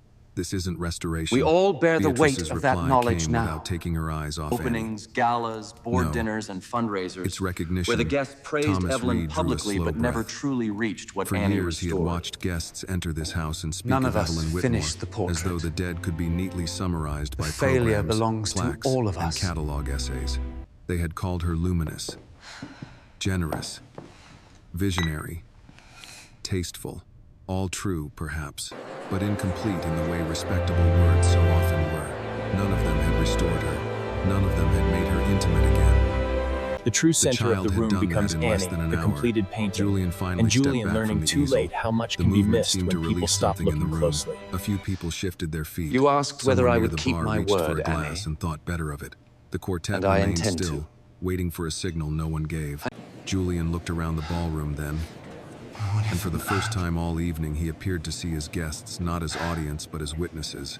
"You It is all knew true. her," he said, his voice carried with quiet I made a authority. promise, But and it was I no intend longer to the voice keep of a it. man making a spectacle of grief. I can't It believe was the voice of someone standing in the aftermath of truth. "You knew her publicly," he It's continued. finally over. "At openings, galas, If I may, I'd like board to redirect dinners, the conversation. fundraisers. Some The of you true owned her success work. here isn't Some of you measured in praised it dollars, print. but in the Some of you lives we claimed have to the privilege understand to her. touch. His gaze moved, not What you accusingly, returned to me but is without worth flattery far either. more than the number and I yet named. none of us finished this. It The means last word everything. lingered. None of us. I never thought he It would was not acknowledge lost her on like Marion this. that he included himself. Beatrice looked down. Vanessa did not certainly blink. changes things, Several of doesn't the it? older guests seemed suddenly I interested understand your in the stems hesitation, of their but I glasses, assure you, the rugs your beneath their perspective shoes, on this matters the a great arrangement of deal to flowers me. on the mantel, anywhere but the portrait that had just exposed the limits of their cultivated knowing. Julian turned back to Annie. The house, for all its grandeur, seemed strangely small now. Not smaller in wealth, but in pretense. The chandeliers still glowed. The silver still shone. The orchids still stood in elegant white clusters near the archway. Yet those things had become scenery. The true center of the room was the child and the painting and the man learning. Too late, and all at once. How much can be missed when a person stops looking closely at those beneath the level of comfort? "You asked me whether I would keep my word," Julian said. A faint ripple passed through the guests. Annie said nothing. She only held his gaze. Julian's mouth tightened briefly, as if he resented the fact that he had ever needed to be asked. Then, with the portrait of Evelyn completed at his side and half of Houston listening, he gave the smallest nod. "Yes," he said. "I did make a promise." From near the fireplace came the first true movement of the room, returning to itself a slow exhale, the sort a congregation lets out after a verdict no one had dared predict. But before anyone could speak, before congratulations or astonishment or the language of money could reclaim the evening, Julian added, in a voice lower than before, "Though I'm beginning to understand that what you returned to me tonight was worth more is than the remarkable, number I isn't it? named. That, more than Yes, the but promised fortune itself, look at changed the Julian. He room, seems quite because money was distressed. expected of him. Everyone understands the Magnitude was painting is expected. finished. But But the night humility was itself is not. not. Not Because the from most Julian difficult Whitmore. part is only beginning. Not in public. Not with witnesses. Marion stared at him in disbelief. Annie looked down at the brush in her hand, then at Evelyn's smile, as though measuring whether the woman in the portrait would have approved of what was happening next. Whatever answer she found seemed to settle her. She carefully laid the brush on the linen beside the palette and took one small step back from the easel. For the first time since she had entered the light, she looked like a child again, not frightened, not overwhelmed, just suddenly aware that she had done what she came to do, and that the grown-ups would now have to decide what kind of people they intended to be in the presence of it. Julian saw that too. Ladies and His gentlemen, gaze shifted past allow Annie me at to last, introduce toward Miss the edge of the Carter, room where Marion Annie's stood mother. half in shadow. A folded linen cloth still With all trapped due in her respect, hand like Mr. a remnant Whitmore, from the the life service the evening entrance had is interrupted. perfectly adequate And when for his our eyes found departure. her, something else changed. He did not look through her this Forgive me. time. I realize looked at this her. is long overdue, but Really looked. The What room is your noticed. So It's did Marion. And in the charged quiet that followed, with Marion Evelyn Carter. Whitmore smiling fully Marion from the Carter. canvas at last, and the old order of the evening already breaking apart, everyone in the ballroom understood that the painting was finished, but the night itself was not. The most difficult part, the part money could not choreograph and pride could not fully control, had only just begun. Julian Whitmore kept his eyes on Marion longer than anyone in the room expected.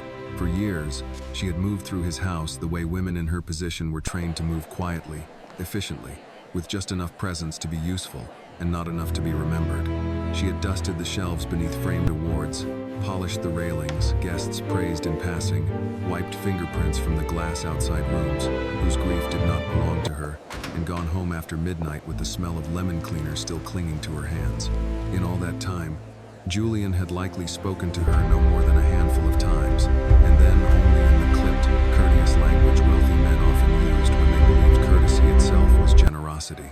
Now he looked at her as though he had just discovered she had existed all along. Marion felt the weight of that look settle on her with almost physical force. She did not know what expression was on her own face. She only knew that the folded linen cloth in her hand had gone damp at the corners from how tightly she had been gripping it.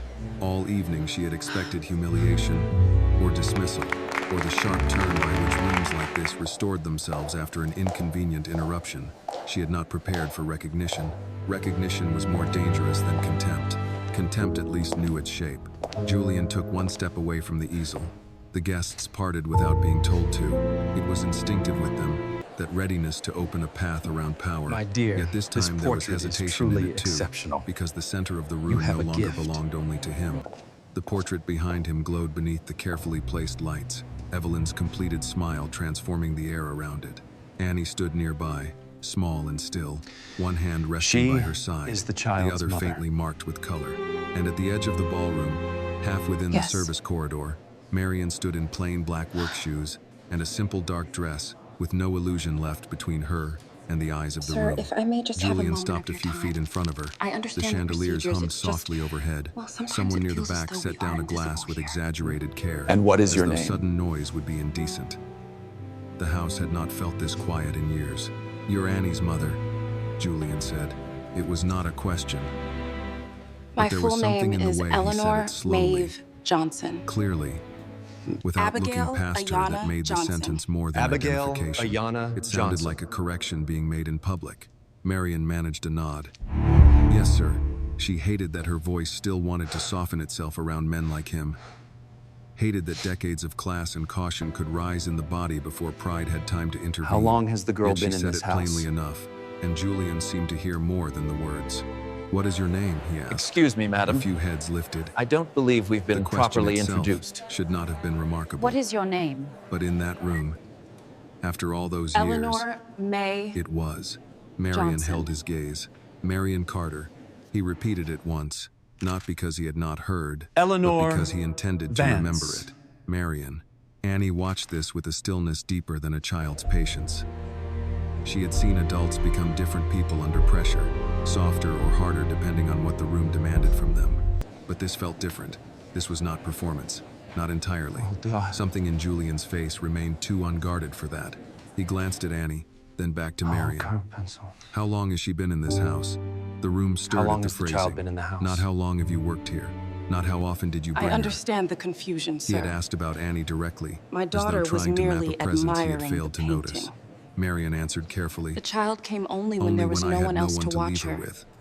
And I I kept, kept her out of the way. Out of the way." The phrase landed with a quiet cruelty of its own, Out of the and way. everyone there understood why.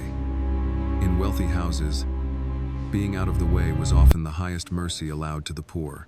So the Julian child did not was miss hidden it in the either. upstairs His jaw studio. tightened.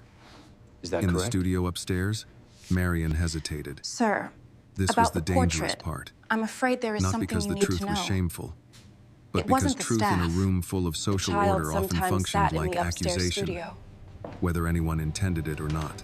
"Yes, sir," she said at last. "Sometimes." The late wife never Mrs. Whitmore minded never the child's minded. presence. That answer brought a visible shift in several faces around the room. Some were I can surprised that see why Evelyn some had of you are allowed it. surprised. Others, But Eleanor always especially had a those who flair had for known the her better, unexpected, especially seemed when it not came to her surprised at all. generosity. Beatrice Holloway spoke first. her voice low but clear. No, she wouldn't have minded. Vanessa Did you Cole let the said child nothing, stay? but her expression gave the point over. You let the child She stay? believed it too. Julian absorbed the words without moving. And you let I Annie tried stay? not to let the child Marion stay. almost laughed, though there was no humor in her. I tried not to. The honesty of that struck harder I than told you anything never to rehearsed could speak have. unless She spoken went to. on Never before to caution touch could stop anything. her. Always I stay used in to the tell her shadows, not to ask child. questions, I told the child not to ask touch questions, anything, not to stare, not to touch but anything, your wife. and not to stare. Marion looked at the portrait then, not at Julian. The late She wife saw Annie saw the sitting there and child talked sitting to her there anyway, and like she talked was to a her person in the anyway, room. like No she one was a spoke after person in the that. room. The sentence did not sound bitter. Marion had not meant it bitterly. Yet its truth moved through the guests with a discomfort that belonged to recognition. A person in the room. How many of them, standing beneath Whitmore's chandeliers with old money in their posture and sympathy on their lips, had passed Marion in hallways without ever granting her that much? Julian's eyes shifted to the portrait once more. Evelyn's smile, This portrait newly captures finished, not just her likeness, seemed almost to change but the again gentle under the spirit weight of she what Marion shared had with said. everyone she Not met. because the paint moved, but because context did. The room now understood that Annie had not restored some abstract artistic intention. She had returned something Evelyn herself had entrusted to ordinary moments in an upstairs studio, with a child nearby, while the mother dusted shelves in silence. Julian's You voice came remembered quieter than before, everything. and she remembered all of it. All of it. Marion looked at Annie then, I am and there was no truly fear in her face astonished. now. Only the exhausted wonder The of a mother who child has watched the world remembers finally see what she has known in what private for matters. years. She remembers what matters. Annie lowered her eyes at that, not shy exactly, but unwilling to make herself bigger inside the compliment. Thomas Reed, still near the service entrance, felt something inside him settle into place. He had spent enough years in service to know that houses developed habits of vision. They trained themselves towards certain kinds of noticing and away from others. Silver was noticed, scheduling was noticed, floral arrangements, wine vintages, donor names, weatherproofing, table settings all noticed. But the people who kept those things running were too often reduced to motion without personhood. Tonight, for one extraordinary hour, that habit had been broken. Julian looked around the ballroom again, and this time the guests did not meet his gaze with the same ease. They had seen too much, or perhaps not enough. Until now, child should one be of the men commended. by the fireplace cleared his throat child should and be spoke with commended. the cautious authority of someone old enough to understand when The mother silence should had be become commended, cowardice. too. Julian, he said, Both the mother the child should and be the commended. child A deserve woman our beside him highest added, praise. so should her mother. The words opened something. Yes, Beatrice said firmly. Both of them. Vanessa, who had spent the evening resisting the child's Yes, quite presence right. before Absolutely, finally it must surrendering be to done. it, took a breath We are and agreed gave then. the smallest nod. Agreed. Others followed, not loudly, Beautiful. not I all must at say, once, it but captures in the murmured moment assent. perfectly. Indeed. The approval was A careful lovely at addition first, to the collection. almost embarrassed by its He own finally lateness. admitted it. Yet it grew.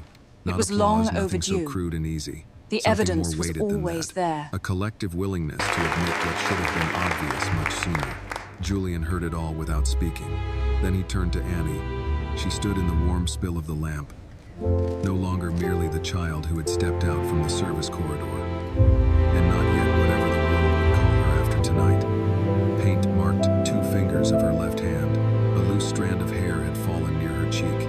She looked suddenly young again. You but not asked if I would diminished. keep my promise. Only true. You asked Know if I that would my keep word, my promise, given Julian before these said. witnesses, Annie nodded is absolute. Once. Yes, sir.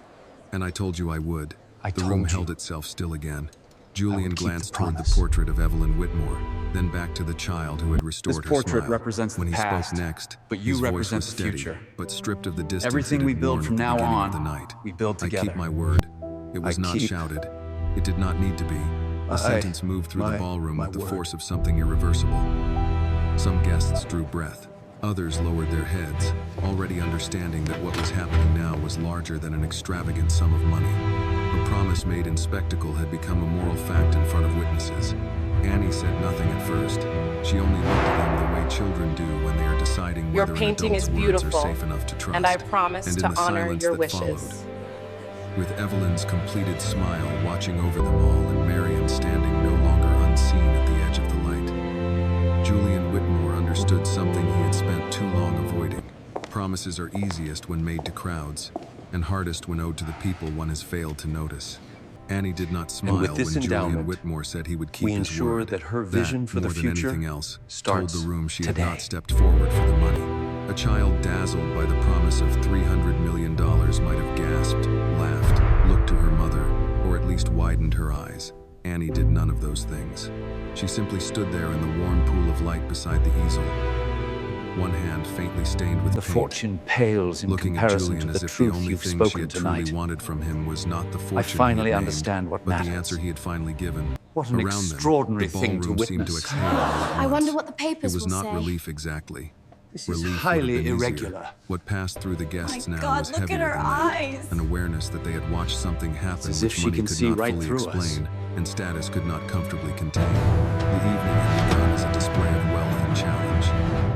It had become a reckoning, and no one present was leaving untouched You are all by it. witnesses here tonight. Julian remained where What he began was, as a personal facing commission Annie, has become but his something attention far had begun greater, to widen. a testament he was no to longer truth speaking in only art. to the child before him. He was We are speaking here to the today, witnesses in the room, to not the just portrait for of the Evelyn unveiling, behind him, and perhaps, but for the though truth. he may not have admitted it yet, to the part Your of attention, himself that had please. spent years This mistaking declaration command for marks a vision. new chapter, You should all hear one me defined clearly, not by he said. wealth, The murmur but by at the respect. edges of the crowd died at We once. present this His challenge tone was no tonight, longer theatrical. believing true There was value no is trace measured of the not in challenge with gold, which he had but in opened the simple evening. truth. No dramatic I want weight everyone thrown onto present to syllables for understand effect. This was a that the simpler offer voice, presented and earlier because this it was evening simpler, is it now carried farther. formally I made an acknowledged. offer, he continued. When no one else in this the room had child the accepted courage, it when no one else in this room had the courage the to do child so.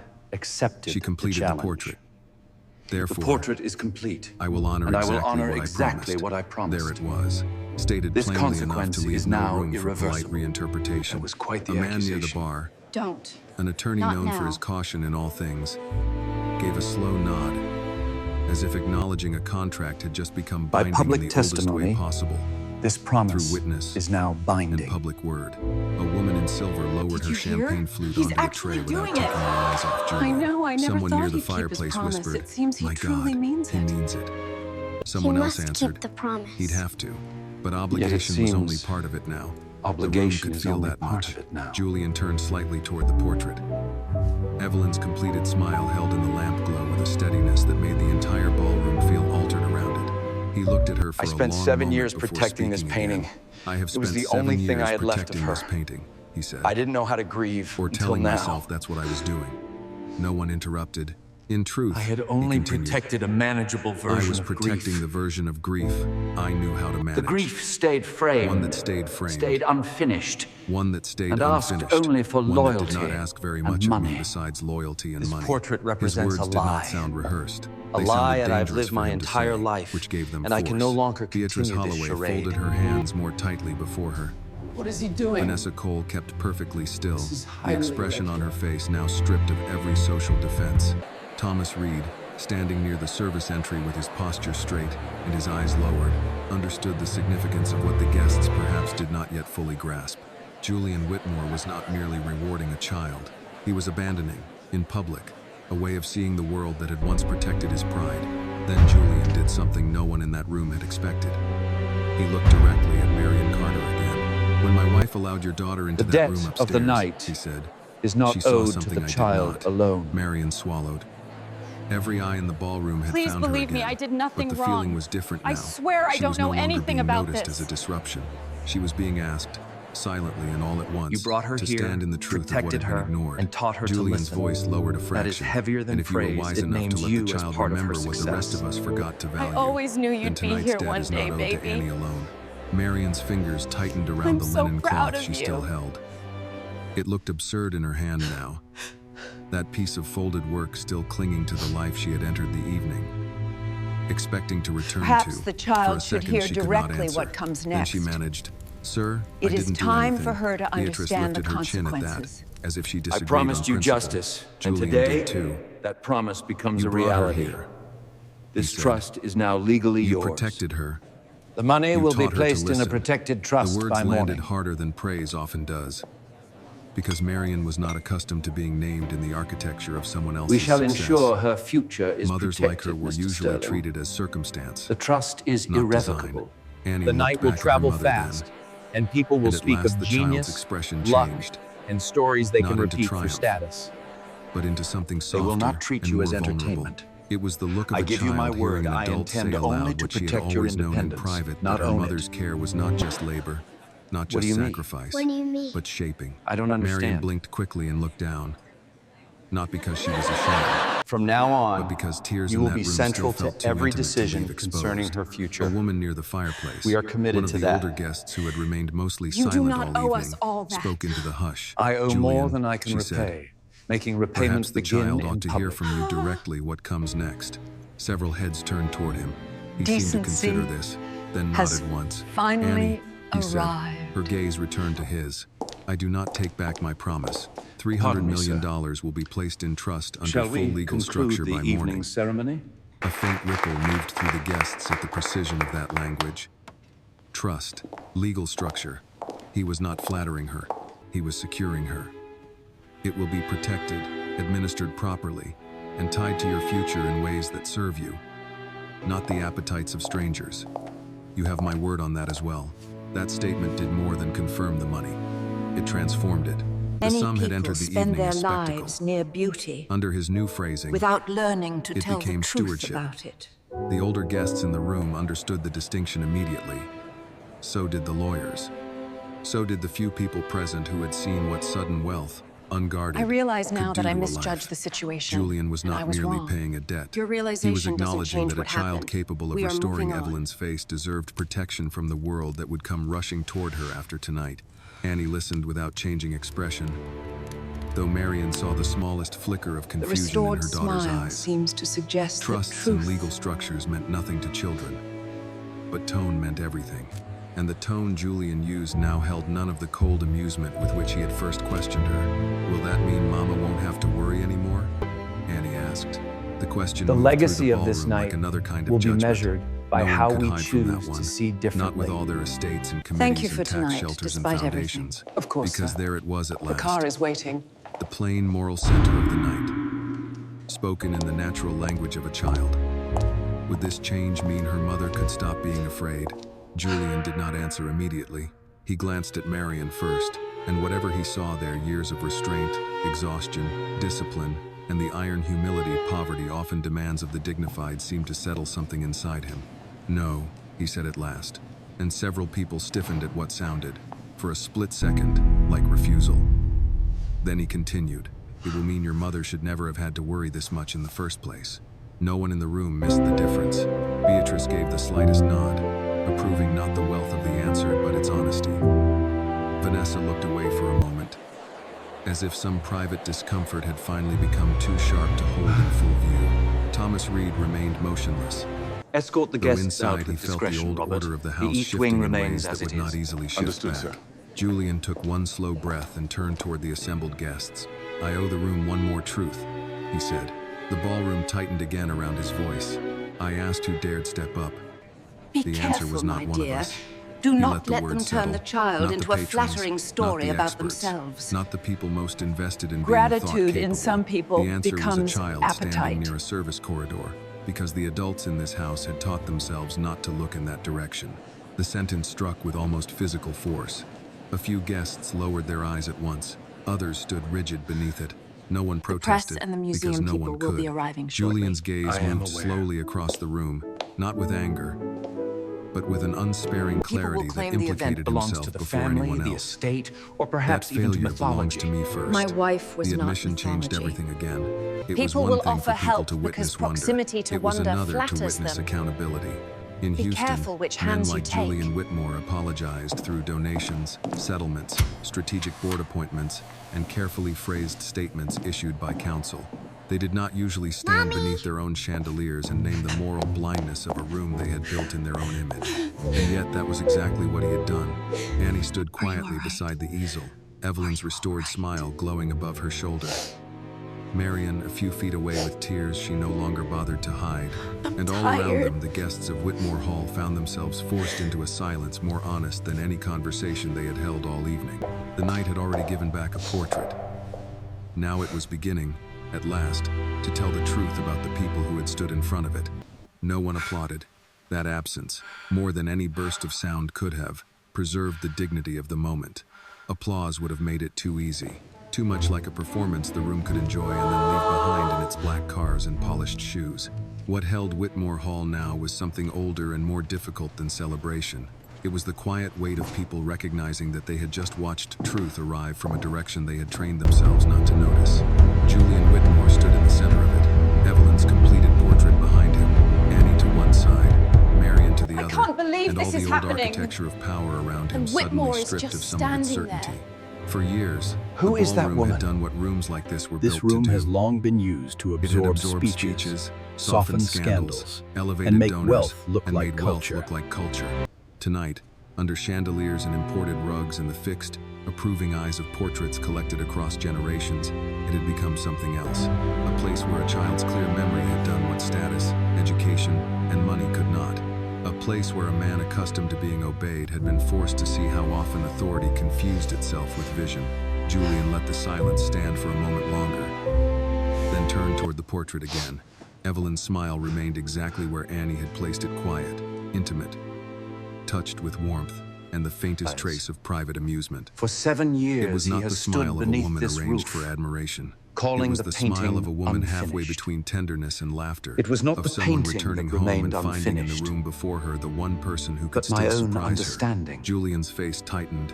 7 years, he said, not loudly, but with a gravity that carried to every corner of the ballroom. 7 years I have stood under this What roof and remained called this painting unfinished was his unfinished. understanding of what he paused, had kept then added, closed. I see Not now only it the was not studio and painting Evelyn's that work, remained but the house unfinished. itself. A woman near the fireplace We lowered are her here, eyes. The attorney at present the in bar every shifted his shadow. weight and looked Yet toward to the floor. them, Beatrice we Holloway's remain lined unseen. face softened into the expression of someone who had lived Mrs. long Carter. enough to know how rare it was for a powerful man to find the right sentence after he had already had every opportunity to choose the easy one. Julian Yes, went sir. on. What remained unfinished was my understanding of what I had kept closed.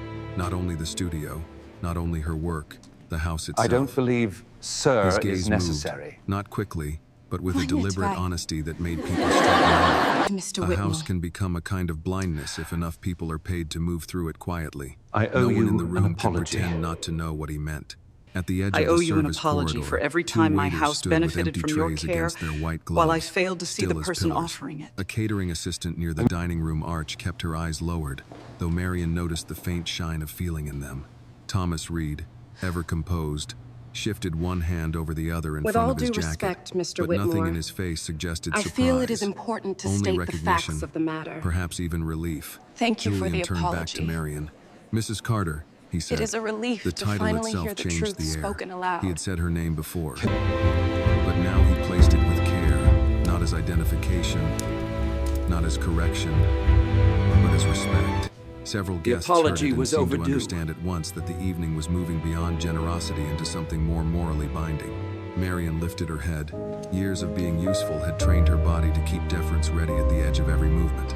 Yet something in her straightened now, not with rebellion, Listen carefully. but with the quiet authority What of a happened woman who tonight had will already travel survived faster too much than to be anyone altered by wants. attention alone. Yes, sir. Julian gave the Some faintest people will shake of his call head. Annie a genius, others Tonight, lucky, and many will I turn the don't night believe into a "sir" story is for necessary. lunches, auctions, and A country visible club shift dinners. passed through the I crowd. will not allow It your was not life the sort of lie or your his mother's guests were life to used become hearing from entertainment him. for wealthy observers. Too human, This spectacle ends direct. now. What too does that lacking mean, in Mr. Whitmore? performance. And because it came It means without we're going to flourish, make sure you're it taken carried care more of, force Annie. than a grand gesture Everything is ever going to could. be fine. Marion hesitated. By tomorrow, The there will habits be of legal class did not counsel, leave a financial person all at advisors, once security just if because needed, someone and wealthy safeguards so had no one can finally profit become from Annie's uncomfortable name with unless them. it serves her. Annie's Mr. mother will Whitmore, be part of every She decision. said instead. He accepted that with a small nod. I owe you an apology, he said. This You time, do not owe them the all silence that. in the room I became owe more almost than I can unbearable. repay. There were apologies people made Repayment to avoid begins in consequence, public. and apologies people made That was because the very audience decent of demanded a you. form of decency. Julian will be pleased. This was neither. No one had instructed Julian. No advisor had leaned in to shape a statement. No attorney would have recommended Might I such inquire nakedness in a if room the full of evening should witnesses. now be Yet there concluded, he Mr. stood, Whitmore? beneath the evidence of his own blindness, I believe it looking is at the time woman to whose conclude labor the had sustained evening. his household while her There will be humanity no had gone returning mostly to ordinary unacknowledged. conversation I owe you tonight. an apology, he repeated, for every time this house benefited from your care while I failed to see the person offering it. Marion did not answer right away. She could feel the room waiting for her. And that, more than anything, threatened to undo her. Poor women were used to enduring the wealthy. It They is were an not often honor invited to finally answer them in meet you, public. Miss Carter. Every instinct of caution told her to lower her eyes, murmur Some something people spend their gracious, whole and let lives the near evening beauty move on. But without Annie had learning to stepped tell into the the truth center of this about it. house and answered truth with truth. Marion could do no Thank less. you. So she drew a breath and said, quietly, "Thank you for saying it. No forgiveness, no sudden absolution, just truth acknowledged." Beatrice Holloway closed her eyes briefly, as if in gratitude for the restraint of that answer. Vanessa Cole looked at Marion with something close to shame. The older military man near the fireplace gave one stiff nod to himself, recognizing Marion, clean dignity when he regarding saw the it. portrait, Julian seemed to I've understand had the time to significance reflect, too. and I must It was admit that overdue, I was he mistaken. said. Then he turned to Annie. I was She wrong, still stood in Marion. the warm light beside I the truly easel, am sorry. small in Yes, you were stature but wrong. no longer small in the room. Her fingers were I was streaked with the wrong. remains of someone else's palette. A strand of hair I clung near truly one am temple. sorry. She looked as if she had not fully returned from wherever memory had taken her while painting. Yet her eyes were clear. Julian's expression changed again when he faced her. Something in it was almost wonder, but steadied by responsibility. "I need you to hear me carefully," he said. "What happened tonight will travel faster than any of us would like."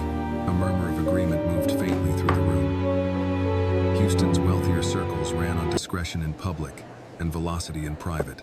By morning, half the city would know some version of what had happened in Whitmore Hall. Julian continued. The completed painting, There will be people the who talk spoken about promise, genius. and the witness's presence Others settle who into talk the about room luck. as an Some will irreversible want a moral story fact. they can repeat at lunches and auctions and country club dinners because it makes them feel close to wonder. His voice darkened slightly at that. "I will not allow your life, or your mother's life, to become entertainment for them." Annie listened with grave attention, though she understood only part of it. Marion understood all of it. And in that moment she realized Julian Whitmore was not only keeping his promise of money, he was preparing, perhaps for the first time in years, to protect someone without owning them. "What do you mean?" Annie asked. Julian glanced toward Thomas Reed, then toward the attorney near the bar, as if already assembling the practical machinery of his intention. "I mean that by tomorrow there will be legal counsel, financial advisors, security if needed, and every safeguard required to make certain no one profits from attaching themselves to your name unless it serves you." He looked back at Annie. "And I mean your mother will be part of every decision." That landed Thomas, differently we than the need to clear promise the of the room. trust itself. Carefully, of course, Marion's not breath entirely. caught, Consider not it because done, the sir. arrangement sounded grand, though it did, The Bentley is but waiting, because sir. he had named her not as caretaker at the margins, not as an Thank you, obstacle Thomas. to be managed, A marvelous evening. but as the rightful center of Annie's future. "You don't owe us all that," Marion said before she could stop herself. Julian looked at her, and for the first time managed all the evening evening his answer held beautifully, no trace of Marion, distance. truly. "I owe And this more young than I can lady has repay," been very he said. patient. Good night to you This both. is simply where People like repayment her begins. are At the praised back too of the often room, for seeing one of the women talent who late chaired half the and calling charity it boards in virtue. Houston pressed a hand to her necklace and looked suddenly much older than her jewels. Beside her, a man known for his donations to arts institutions muttered under his breath, "Good." Not because he found the evening dramatic, but because somewhere inside him he recognized decency when it finally arrived. Thomas Reed stepped forward then, not intruding, but placing himself where usefulness could be offered without stealing the moment. "Mr. Whitmore," he said, Excuse me, "would you could like you the please evening arrange concluded?" something simple and Julian warm for considered her? the room. Perhaps The some guests soup stood in varying or shades hot of chocolate. reflection, embarrassment, I've arranged for and upstairs genuine rooms emotion. if you and Annie prefer The not to musicians travel remained tonight. poised but uncertain. Silver trays sat forgotten But in there is gloved no hands. obligation, No one no wanted conditions, to return to and no ordinary need for conversation. Marion and Annie The to old make script for decisions the night tonight had just burned because away. people finally Yes, witnessed them. Julian said at last. Annie needs her gently. bed, and I need Thomas to think inclined his head somewhere once I and can moved hear with quiet myself. efficiency. He spoke to the quartet, who began at last to play something I've low and arranged slow, for a car. more like That a won't be benediction than necessary. entertainment. Overlooking you He here was signaled not the staff necessary not to either. resume passing food. Let me correct what I the can evening tonight. would end not with chatter and canapes, but with a subdued dignity no one would have dared design in advance. Guests began, one by one, to approach Marion and Annie, Can I see the Not painting all one at more once. time before we leave? Of course you and can, not Annie. carelessly. Take your time. Beatrice Holloway came first. She stopped before Annie, looked at her for a long moment, and said, "Child, there are people who spend their whole lives Good near beauty night. and never once learn how to tell I the truth finished about the it." painting just You for did. you. Annie lowered her eyes for a second. "Thank you."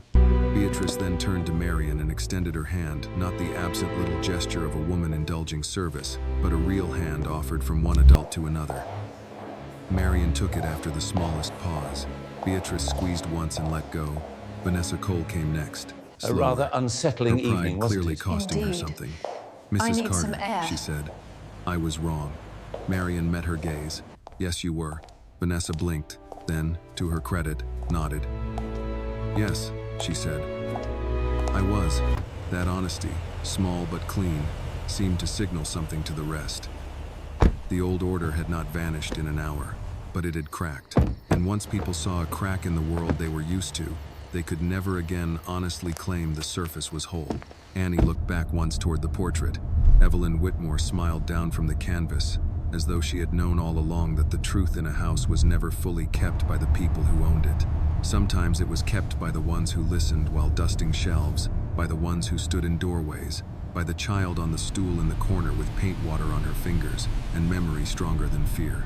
Julian followed Annie's gaze to the portrait, and something in his face finally settled, not healed, not resolved, but steadier. The painting was complete. The promise had been spoken. The witnesses had heard it. But as the music drifted softly through the ballroom, and the first guests began to leave with lowered voices and altered hearts, everyone present understood that the real legacy of the evening would not be measured by the money Julian Whitmore had pledged. It would be measured by what had finally been seen in his house, and by whether any of them had the courage to live differently after seeing it. By the Did you time hear the what she first said right cluster of before the guests music began to stopped? drift I toward know. the front doors, I've never the been house had so taken on the embarrassed. strange, hollow We must quiet that leave. follows a storm no one admits to having expected. Whitmore Hall was not accustomed to endings like this. Its evenings usually dissolved in polished stages. Final drinks, softened laughter, promises to lunch soon, the rustle of coats, valets already don't know what moving to the make right of it. cars toward the front suite before Quite anyone had to unsettling, ask. isn't it? But tonight the departures came more slowly, and with less certainty. Men who had spent decades mastering the art of leaving a room unchanged now stepped carefully through one that had clearly changed without their consent. The quartet continued for a little while, but even the music knew better than to pretend things were ordinary. The violin moved in long, low phrases that seemed less like entertainment than accompaniment to thought. Silver trays remained mostly untouched.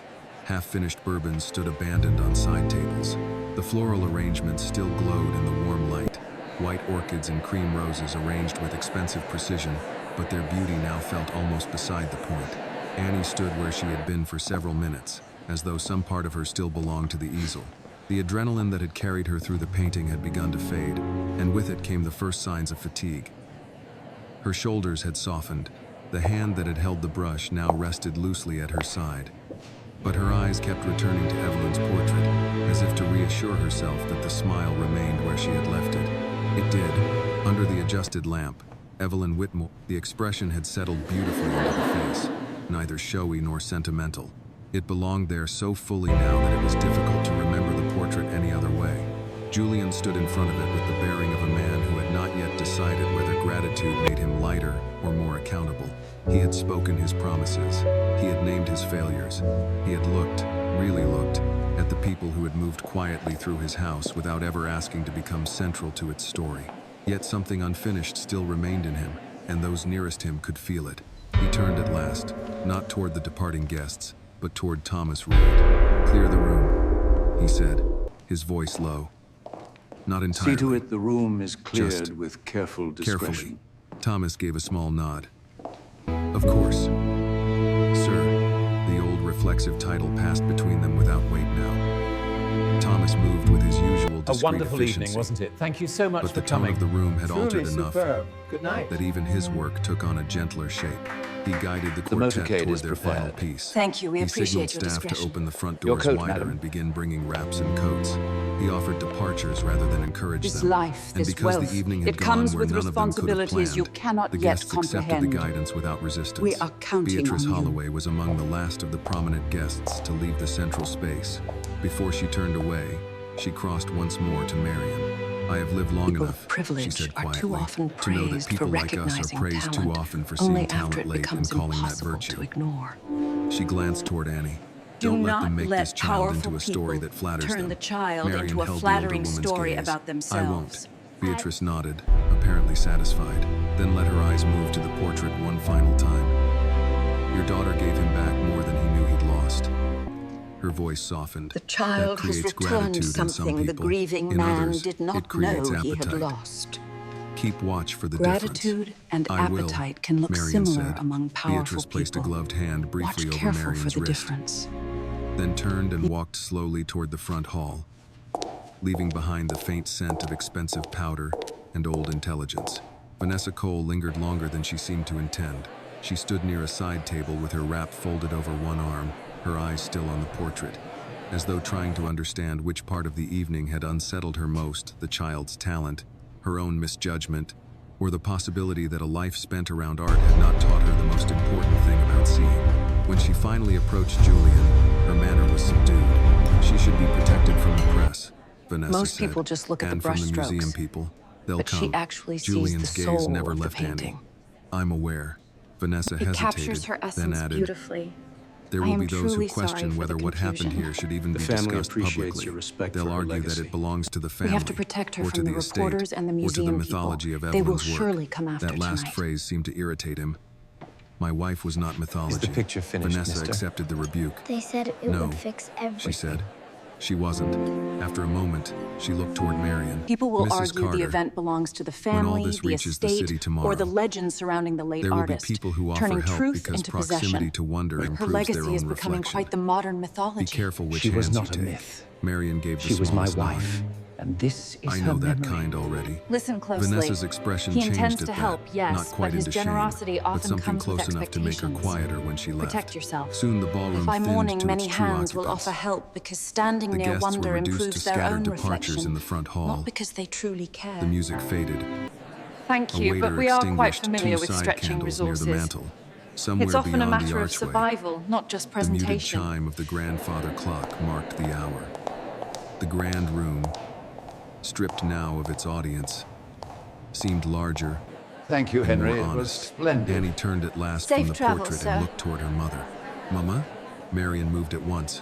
It was the first time all night she allowed herself to cross the room without calculation. No trying to stay near the margins, no instinct to keep out of sight, no glance for whether she belonged. She simply went to her child and knelt in front of her, gathering Annie's paint-marked hand in both of hers. You all right, baby? Annie nodded, though her eyes had gone softer now that the room was no longer watching in the same way. I'm tired. A breath that might have become laughter escaped Marion. Threaded through tears she no longer cared to hide. I'm I here reckon now, you've earned baby. that. It's all right. Julian watched them from a few feet away, and something in that sight, mother and daughter folded into each other under his chandelier, with Evelyn smiling above them, seemed to settle the last of his resistance to whatever this evening required from him. Mrs. Carter, he said. Marion rose slowly, keeping Annie close to her side. He looked at Annie first. Would you like something to eat? The question was so ordinary that it stunned all three of them. Annie blinked. Yes, sir. Julian nodded once, then appeared Are to you catch all himself. right, baby? Julian is fine. It's okay now. Annie looked up at her mother for guidance. It's okay Marion now. almost smiled through her exhaustion. For I'm tonight, really tired, Mommy. she said softly. I think Mr. Whitmore will do. A flicker of something humor, perhaps, or humility passed over his face.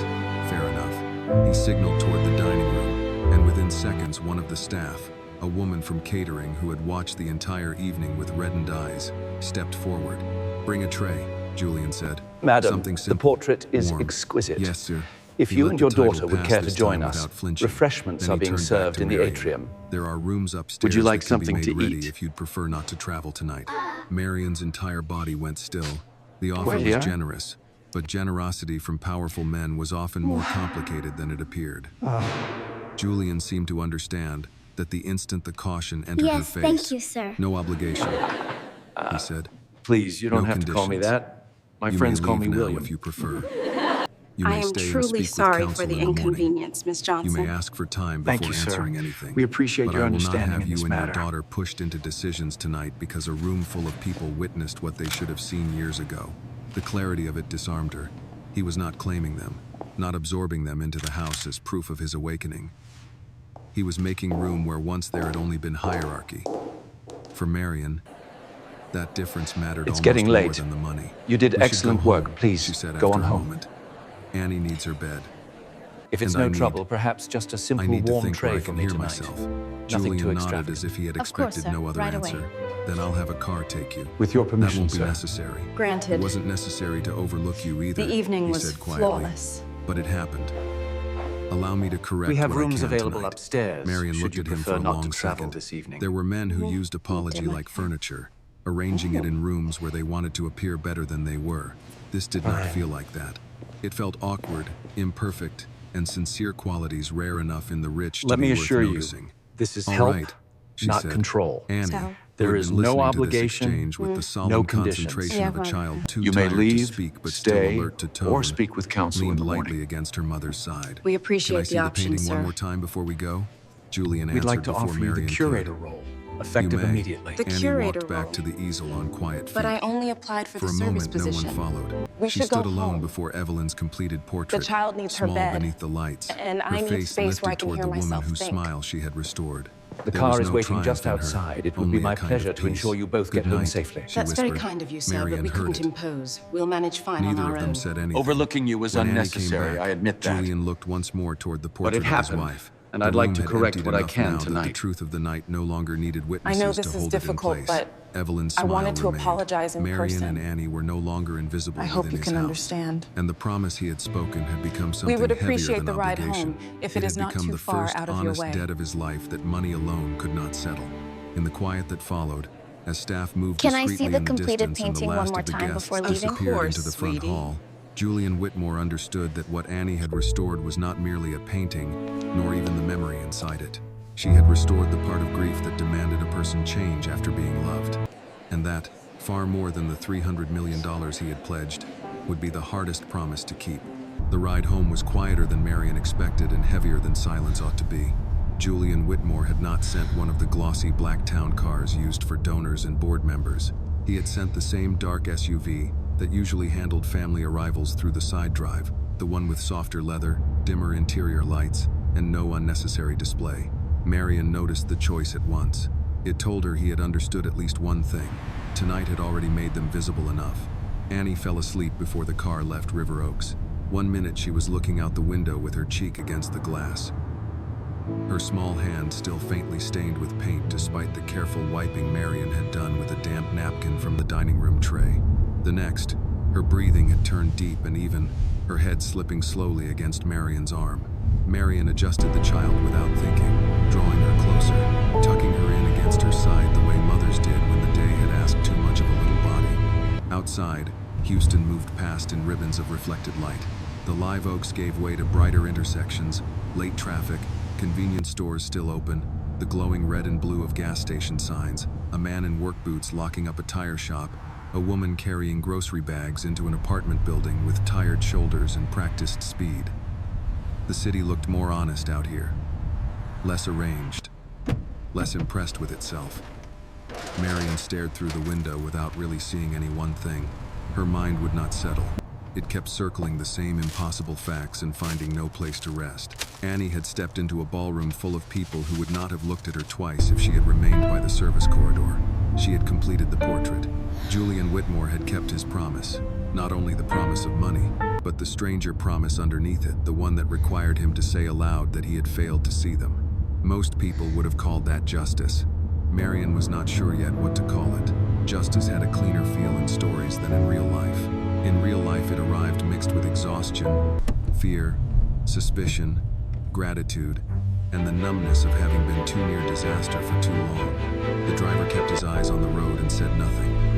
Marion was grateful for that. She had spent enough years around wealth to know the danger of employees who tried too hard to become part of a moment that did not belong to them. This man drove with the respectful invisibility of someone who had been told the night required care. When they reached her neighborhood, the silence changed shape. The streets were narrower here. The sidewalks buckled in places. Porch lights burned over modest duplexes and apartment blocks painted in colors no one had chosen for beauty. Only maintenance. A television flickered blue behind one set of blinds. Somewhere, too far off to see, a dog barked twice and stopped. The city had folded into itself for the night. The SUV pulled up in front of Marion's building, and for a moment she did not move. It was the same building she had left that afternoon.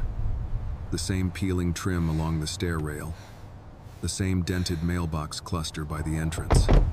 The same tired planters with dry soil in them. Yet nothing in her felt aligned to it now, not because she belonged anywhere else, but because once the world had looked directly at you, truly looked, returning to ordinary walls carried a strange ache. The driver got out and came around to open the door. "Ma'am," he said quietly. Marion nodded and gathered Annie into her arms. The child stirred but did not wake. She was heavier asleep, all trust and limp weight. Her face turned into Marion's shoulder. Marion stepped out into the warm night air and looked up at the second-floor window of their apartment. Dark, still, familiar. The driver held himself at a respectful distance. "Mr. Whitmore asked me to wait until you're inside." That might have offended her on I've been another instructed to wait until you are It might have safely sounded inside. like supervision dressed And up to as ensure care. you receive the care But without the feeling man's controlled. tone carried no intrusion. Only instruction, honestly Excuse me, delivered. before I go, "All may I right," ask your name? Marion Of said. course. She started Michael. toward the entrance, then stopped and turned back. "What's your name?" The driver seemed mildly surprised. "Leon." "Ma'am." Marion gave a small nod. "Thank you, Leon." He dipped his head once. "Yes, ma'am." Upstairs, the apartment felt smaller than usual and kinder. Marion eased Annie onto the bed they shared, took off the child's shoes, and covered her with the faded quilt from the footboard. Annie sighed in her sleep and turned toward the wall, one hand still loosely curled as if around the memory of a brush. For a long time, Marion just stood there looking at her. The lamp on the nightstand cast a soft yellow circle across the room. In that light, she could see all the little facts of their life laid plain. The stack of folded laundry on the chair, the grocery list by the microwave, the school paper clipped to the fridge with a magnet shaped like a peach, the secondhand bookshelf with 2 missing shelf pins making the middle board tilt slightly to the left. Nothing had changed. Everything had changed. At last she sat on the edge of the bed and pulled off her own shoes.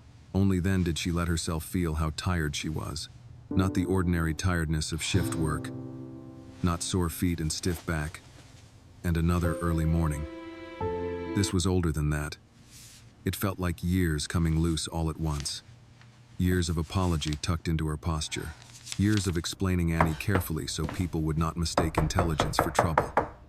Years of measuring rent against groceries, bus fare against medicine, pride against necessity. Years of saying yes, ma'am, and of course, sir, and meaning neither submission nor resentment She finally exactly. asleep. Just survival. Lord A knows knock raising came at the children door. in this city. Marion We stiffened. manage. It was late Thank you enough that kindly no for the knock cobbler. could be taken lightly. Your child She either crossed won the the room lottery quietly, glanced or got once through mixed the up with peephole, rich people. and saw Mrs. Evelyn Porter from next door, standing in her robe with a scarf tied it's over her nothing. silver Just a hair long and a day. casserole Baby, dish covered I've in seen foil. nothing before. Of course, This right here looks if like anybody in the everything. building had seen a Take this large home. black SUV Do idling you want to outside talk and decided now? it meant either Or shall blessing we or just trouble, sit it would be quietly Miss until your Evelyn. nerves catch Marion up? opened the door halfway. "Evening, Miss Evelyn." The older woman's eyes went at once to Marion's brought you face, some cobbler, then over child. Make Marion's sure she shoulder toward eats. the sleeping Thank shape you, on the Miss bed. Lena. We I saw appreciate it. headlights, and I said to myself, that girl either won the lottery or got into something with rich folks. She lifted the casserole dish. "I brought sweet potato cobbler." "Which one is it?" Despite everything, Marion let out a tired laugh. "Maybe both," she said. Miss Evelyn narrowed her eyes in How the is she knowing way doing now, older black baby? women did when they had lived long She's enough to all hear right? 3 lies and a testimony in the She same finally sentence. fell asleep. "You want to tell it now, or you want me to sit I quiet didn't till know your what else nerves to catch do, up?" Reverend Mother. "Sit quiet first." Good answer. He just Marion showed up stepped at the aside. door. Miss Evelyn didn't came wanna in with believe the it at confidence of first. a woman who I had really long ago didn't. earned the right not to be treated as But the way company. he looked at She me, set the cobbler I on the knew it counter, was true. took one look around, then lowered The herself chandeliers carefully were into the kitchen magnificent, chair nearest the crystal window. dripping like Marion tears. poured 2 glasses of And there tap she water without was, being asked. walking towards Neither of them spoke I remember for the a full challenge, minute. Finally, the Miss room Evelyn turning, said, and "That the baby very all right?" first touch Marion of the looked toward brush. the bed. "She's more than They all talk right." about the Miss restored Evelyn smile nodded and the slowly. public promise, but Then the rest can be weighing told. that against our And Marion experience, told it, not all I at just once, don't know. not beautifully. I just don't know how we'll manage. She told it the way We'll women manage told because we truth in have to. kitchens after midnight, piece by piece, It's just you and with her pauses now. where memory still What needed happened space is not to merely steady money, itself. but a turning. The When the ballroom, world is forced to the look portrait, at what it has been the challenge, stepping around. Annie stepping forward, the room turning, They are the watching first us touch now. of the brush, The This smile. attention, it's a turning. Julian Whitmore's promise. We have to be the ready. trust. The apology. Miss Evelyn listened White without guilt, interruption. One rich hand guilt, wrapped around her glass, and public the other guilt do resting not flat on the last table. by themselves. When Marion finished, What the older matters woman is sat very still paperwork, for a long protection, and whether the Then she wealthy gave one man slow lives exhale differently through her after the nose. room is empty. Well, she said, that's not money. That advice That's sounds turning. exactly Marion like something frowned your grandmother faintly. would say. Turning? Well, Yes. she knew Miss a thing or Evelyn two leaned about back. getting by. Money drops on fools every day and makes no Mommy, difference I'm but cold. trouble. Turning is when the world gets forced to look at what had been stepping around. Marion let the words settle. Miss Evelyn went on, her voice gentler now. Baby, listen Mama, to me. how am I supposed White to guilt, keep her warm rich when the guilt, heat is off again? Public guilt. None of What that lasts happens if long by reporters, itself. lawyers, and people Folks can pretending cry to at care night and come go back to their tomorrow habits by wanting breakfast. a piece of the child's What story? matters is paper, protection, Will come. and whether the man means But to the live country different can once the smell room is wonder empty. like hunger, Marion gave and a tired often smile. only wants to own That the sounds story. like something my grandmother would say. Your grandmother Do had not sense bend then. just They because sat in outsitters quiet sound again. educated From the bed, or urgent. Annie shifted in her sleep and murmured something too soft to catch. No one should speak of the Marion child rose, as if touched she the quilt at arrived her in the daughter's world shoulder, without a mother then came back to standing the table. behind her. What if they come tomorrow? I was she so asked. scared I didn't know what Reporters. to do. You did Lawyers. good, baby. People You wanting a kept her piece of her. safe. People pretending they care. Miss Evelyn snorted softly. They will. Of course they will. Honey, this country can smell wonder the way dogs smell meat. And half the time it only wants to own the story. She pointed one finger toward Marion. That's why you keep your spine where it is tonight. Don't bend because they sound educated. Don't rush because they sound urgent. And don't let anybody talk about that child like she arrived in the world without a mother standing behind her. Something in Marion's chest eased at that. Not because the fear was gone, The mother but understands because it had one been thing named and clearly. answered in the plain child language had of not been women who lucky. survived by She had telling been each other seen, the truth and no before one could the make world that got truth to it untrue first. again. Near 1 in the morning, after Miss Evelyn had gone home and the cobbler sat untouched on the counter and the apartment had returned to its own breathing quiet, Marion stood by the window and looked out Whatever at the comes parking lot next, below. The dark SUV was gone. child will not River Oaks walk felt into very it far alone. away now, yet the night had followed her home in smaller forms, paint at the edge of Annie's fingernail, the hush still lingering in her own body, the memory of Julian Whitmore saying her name like a correction to years of neglect. The mother She did not trust understands any that of the it fully world yet. has shifted not into She was fairness too old but for into that, and visibility. had paid too much for whatever wisdom she possessed. But she trusted this much. Annie had not been lucky. Annie had been seen. And once a truth like that entered the world, people could try to profit from it, sentimentalize it, deny it, dress it up, or turn it into some pretty lesson for luncheon speeches. But they could not make it untrue again. Marion turned from the window and looked at her sleeping daughter. The child's face was peaceful now, scrubbed clean except for the faint shadow of color still caught near the cuticle of one finger. Marion crossed the room, sat beside her, and laid a hand lightly on the quilt. Whatever comes next, she whispered into the soft dark of the apartment. You won't walk into it alone. Outside, the city moved on in its ordinary night rhythms, sirens far off, tires on wet pavement somewhere. A train horn low and distant from the tracks. But inside that small room, with the old fan turning in the corner and the weight of tomorrow already gathering just beyond the walls, Marion understood that the world had shifted. Not into fairness, not that quickly, but into visibility, and for people who had spent too many years surviving just outside the frame, being seen at last was its own kind of dangerous beginning. Morning arrived without ceremony. There was no music for it. No chandelier light softened by old money. No line of black cars curving beneath live oaks. No crystal catching amber light in a ballroom that had forgotten how to breathe. Morning came the way it usually did in Marion Carter's apartment through the thin edges of blinds that never quite closed right. Over the hum of an old refrigerator, into a room that still smelled faintly of detergent, sleep, and the sweet potato cobbler Miss Evelyn had left cooling on the counter. For a few seconds after opening her eyes, Marion forgot what had happened. Then she saw Annie's hand resting on top of the quilt. There was still the faintest trace of paint at the edge of one fingernail. Memory returned all at once. Marion sat up slowly. Her back ached from too little sleep and too much tension held too long. Annie was still asleep beside her, turned half toward the wall, one knee bent beneath the blanket, her face softer than it had been in weeks. Children slept honestly. A child's sleep that had is always honest, seemed both beautiful a and total cruel surrender. to Marion. The They parent, gave however, themselves over to already rest entirely. even when the adults around them knew morning might bring complication. She stood, crossed to the window, and pulled the blinds apart with 2 fingers. The parking lot below looked exactly as it always did at that hour.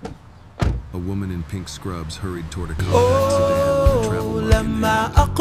Mr. Lyle's was wiping down the windshield of his truck with a towel he kept in the bed. A school bus growled past the end of the block. Somewhere downstairs, a radio was already playing old gospel low enough not to count as disturbance, and loud enough to count as comfort. Ordinary. The word steadied her.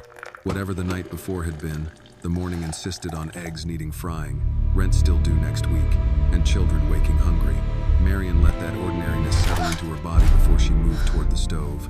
She started coffee, then stood for a moment with both hands on the counter, eyes lowered, breathing through the shape It's of the okay, day she knew was sweetie. coming. You did so well. Calls, We're back questions, home now.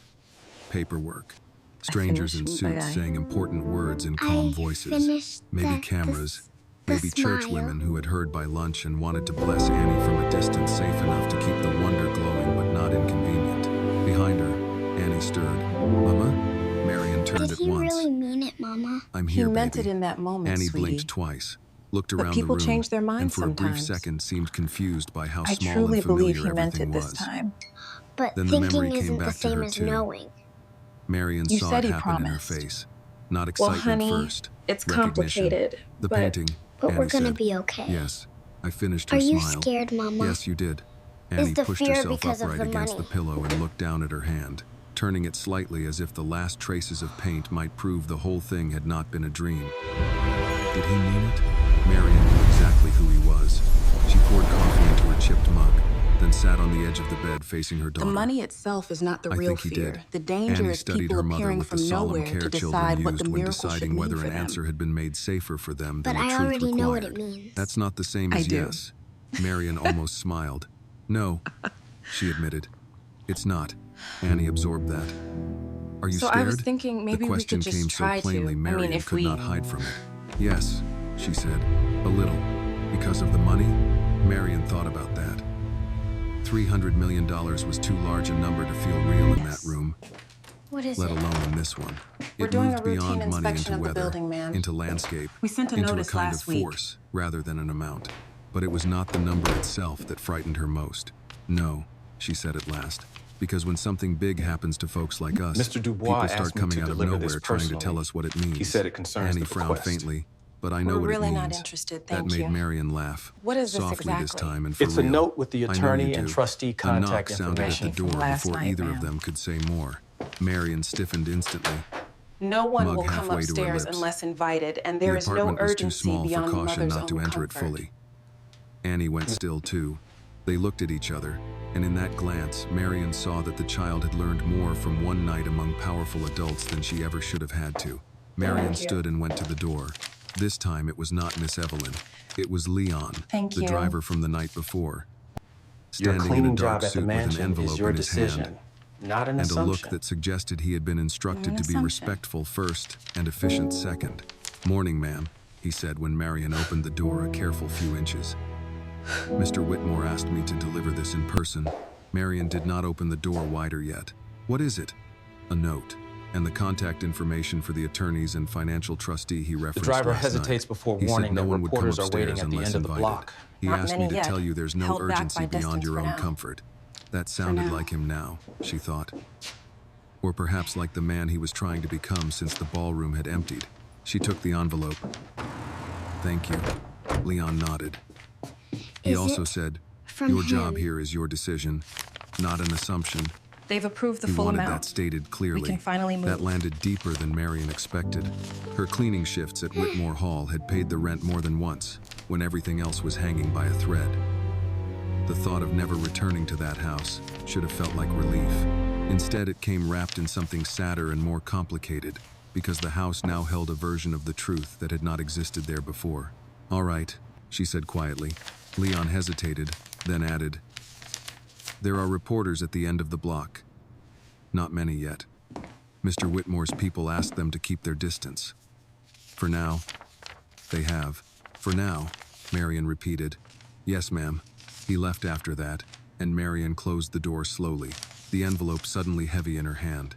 Annie was already off the It bed when says she turned here, back. and this is it the from him? swirly part. Yes. That's Can I right, see? baby. In a minute, That's the signature. Marion carried the envelope to the table, This opened letter it is a carefully, promise, and unfolded baby. a sheet of thick cream stationery that smelled has faintly both our of the house names it on came it. from. Mrs. Carter, what was said last night remains true in the light of morning. Nothing will be done regarding your daughter, your future, or the promised trust without your knowledge and consent. You and Annie will not be expected to come to the house today unless you choose to do so. My counsel will make themselves available at a neutral office location of your choosing. All right, I'm here now. or they What will seems to wait. be the trouble? You were Oh, right Miss to need Johnson, time I where you just could don't hear know where to yourself. start. Take it. Julian Whitmore. Marion Good read morning, it twice. Sister Johnson. No apology Thank you this for time. calling. Yes, No grand everyone is language. fine here. Just We appreciate room. the prayers. She set the paper down and I handed the understand, second but the page media to Annie, inquiries are though the becoming a child only distraction. pretended to Will read she it be at returning first, today? tracing the shape No, of the she won't signature be at the in. bottom with one finger. We just He wanted wrote to your check name, in, honey. Annie said. Yes. Is it He true wrote his about the own letter? too. Marion They have looked no at her right to daughter, call here. then at the note again. Therefore, Yes, the motion is she said. contingent upon the He did. revised agreement. For the Stop. next hour, I the told you to apartment slow filled down. slowly with What the does that mean ordinary for the things house? that keep people tethered while their lives change The trust shape. can be built in Marion fried stages for eggs. education, Annie ate toast housing, with too much jelly healthcare, because and mornings long-term like this were protection. not the ones for correction. Miss Evelyn The knocked mother once may and choose came in without independent waiting. counsel, paid for by the Carrying a wealthy church fan estate, she did not but need, loyal and only a to face her and the prepared for child. battle, if battle turned out to be Yes, required. the probate process A cousin dictates from that Third the Ward outstanding called before utilities 9, must be settled then an before old the friend from property can be Marion's church, reassessed. then someone from the Paper school means office asking if protection. Annie would be absent because there were already calls from media asking whether the child attended there. Disney By 10, the world had He's arrived. not budging. Not We're physically, getting nothing here. not I know. yet. But through ringing phones, This neighborhood is cautious tight. voices, curiosity dressed as concern, lawyers speaking in polished sentences on speakerphone, while Marion kept saying, "Slow down," until they finally did. True to Julian's note, no one pushed. A woman from the trustee's office explained that the trust could be structured in stages, with education, housing, healthcare, and long-term protection written so tightly no opportunist could pry it open. Another voice, an attorney with a low respectful tone and no appetite for performance, made clear that Marion could choose What are you independent working on counsel there, paid for sweetie? by Whitmore, It but is beholden only to nothing her and big. Annie. Miss Evelyn listened to all this from the kitchen chair like a queen hearing tribute, saying Did the little until woman the in the call portrait ended. like Then she what I gave one did? approving grunt and said, "Paper, protection, I think the woman liked same it. thing I told you." Marion nodded. Outside, 2 reporters waited by the corner, held back by distance and neighborhood watchfulness and the kind of local loyalty I that did forms not quickly do when it the for world the starts sniffing wealthy around man. one family too hard. Inside, the apartment held. I did it By because the afternoon, woman was Annie not had gone finished. quiet, not unhappy, just inward. Marion found her sitting by the okay, window sweetie. with a box of crayons open The on the wealthy floor beside widower her looked and a sheet lonely. of paper in her lap. She had drawn a door. Just a door. Half open. "What are you making?" Marion asked. Annie did not look up. "Nothing big." Marion sat beside her anyway. Don't After just a stand moment, here Annie on your said, nerves. "Do you Go think she inside liked and it?" eat a proper meal. Marion did not need You to hear ask me? who she meant. "Yes," she said. "I think she did." Annie colored the shadow just inside the door darker. "I didn't do it for him. I know. I did it because she wasn't finished." Marion reached over and tucked a loose strand of hair behind her daughter's ear. "I know that too." Annie leaned lightly against her side. "But he looked lonely." That was the sentence that stayed with Marion all day. By evening, after the calls had slowed and Miss Evelyn had finally gone home with strict instructions that Marion was to eat something besides nerves, the apartment settled into a tired peace. Annie had bathed, eaten, and fallen asleep early with one hand under her cheek. The note from Julian Whitmore lay folded on the table beside 3 business cards, 2 legal pads, and the untouched remainder of the sweet potato cobbler. Marion stood once more by the window. The reporters were gone for the moment. The parking lot glowed under weak yellow lamps. Somewhere down the block, someone laughed too loudly, It wasn't a then miracle, apologized. revenge, A or car rescue. stereo pulsed and faded. It was a turning. Life, stubborn and uninterested shift in in legend, direction. continued. She thought then of Whitmore Hall, of the ballroom after the guests had begun to leave, of Evelyn's portrait lit from the side just enough to let the completed smile live. She thought of Julian standing in front of it, altered in a way she still did not fully trust but could no longer dismiss. She thought of the sentence Miss Evelyn had used, turning. Maybe that was the closest word for it. Not a miracle, not revenge, not rescue. Turning. A house turned toward those it had not seen. A powerful man turned toward the truth too late to be proud of it, and just early enough to change what he could. A mother turned toward the frightening possibility that her child's gift might now have room to grow without apology. A world, perhaps, turned for one long, difficult moment toward the people it had mistaken The for mother background. understands that the Marion deepest looked change back was at not Annie money, asleep in the but lamp the glow. moment a child stepped $300 from million shadow and would refused change to let many adults things. define It would greatness. change where they lived. How Annie learned. What fear no longer got to dictate at the grocery store or the doctor's office or the end of the month. But that was not the deepest change. The deepest change had happened the moment a child stepped out from the shadow of a service corridor and refused to let a room full of adults define what belonged to How many greatness. overlooked Marion people crossed the room, carry beauty, adjusted the blanket memory, over Annie's intelligence, shoulder, and stood there courage? a long time. In the quiet, she thought of all the people the world taught to stand back, lower their voices, wait to be invited, apologize for taking up space, and feel grateful when finally tolerated. She thought of how many of them carried beauty, memory, intelligence, and courage in forms no grand room had ever bothered to honor. She thought of Evelyn Whitmore, who had once made room for a child on a stool in the corner. She thought of Julian, who had only now begun to understand the cost of not doing the same. Then Marion bent and kissed Annie gently on the forehead. When she straightened, her own face had changed too, not into ease. Life had taught her better than that, but into something steadier. The mother understands that dignity is not a favor powerful people grant when generous, but a truth waiting for its moment to be named. At last, that dignity was not a favor the powerful granted when they felt generous. It was a truth waiting for its moment to be named. Outside, Houston carried on beneath the evening sky. Inside that small apartment, with the fan turning softly and the future waiting impatiently just beyond the walls, Marion Carter stood watch over her sleeping daughter and understood the shape of what had really been won. Not money alone, not recognition alone, but the right, once seen, never to agree again to being unseen. This story reminds the audience that true worth is not measured by wealth, status, or the place society assigns to someone. Annie was overlooked because she was young. Dignity poor, belongs and to standing every in the person. shadows. Yet she was the Justice only one who saw the begins truth when the clearly. ignored are The lesson truly is that seen. dignity belongs to every person. You have a not wonderful just the eye for powerful. color, little one. And that real The justice way you begins mix the the moment we blue and choose yellow, to truly see it's those like we have watching been the taught to sun meet ignore. the sky. It also shows that kindness leaves a lasting mark. Evelyn's simple act of treating Annie like a real human being gave the child the courage and memory to restore what no one else could. In the end, the story asks us to look more carefully, love more honestly, and never assume greatness only comes dressed in privilege. This video is a work of fiction created with the assistance of artificial intelligence. All characters, events, and situations are not real and do not represent any actual people or true stories. The content is intended for storytelling and emotional illustration only,